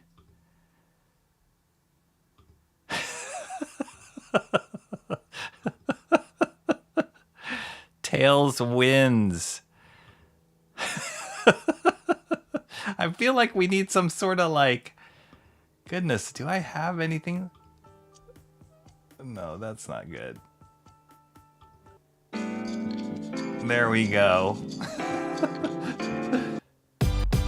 There we go. We need some sort of like celebratory music. All right. Tails win. Bizarro wins this time. That's right. No. Bizarro supremacy. There we go. Fair and square. We gave it all. We gave it our all today. And apologies, Mark, but Gravity won. Maybe it's because we watched the NASA launch and Science won or something. I don't know.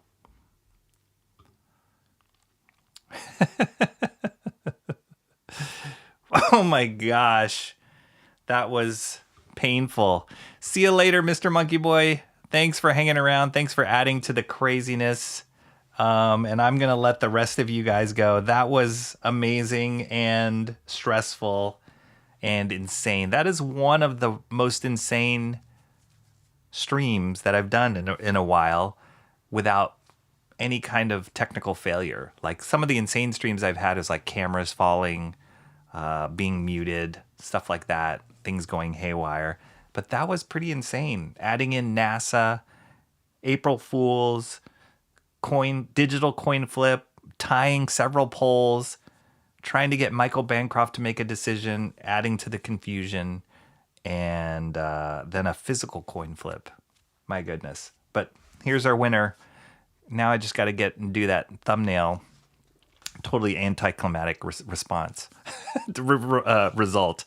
But anyway, thank you guys so much for joining me. I hope you enjoyed those comics. Go to your local comic book store. Go pick up some books. There's a lot of good stuff out there, and that appeals to all tastes. And I'll do another plug here. Comics the Magazine.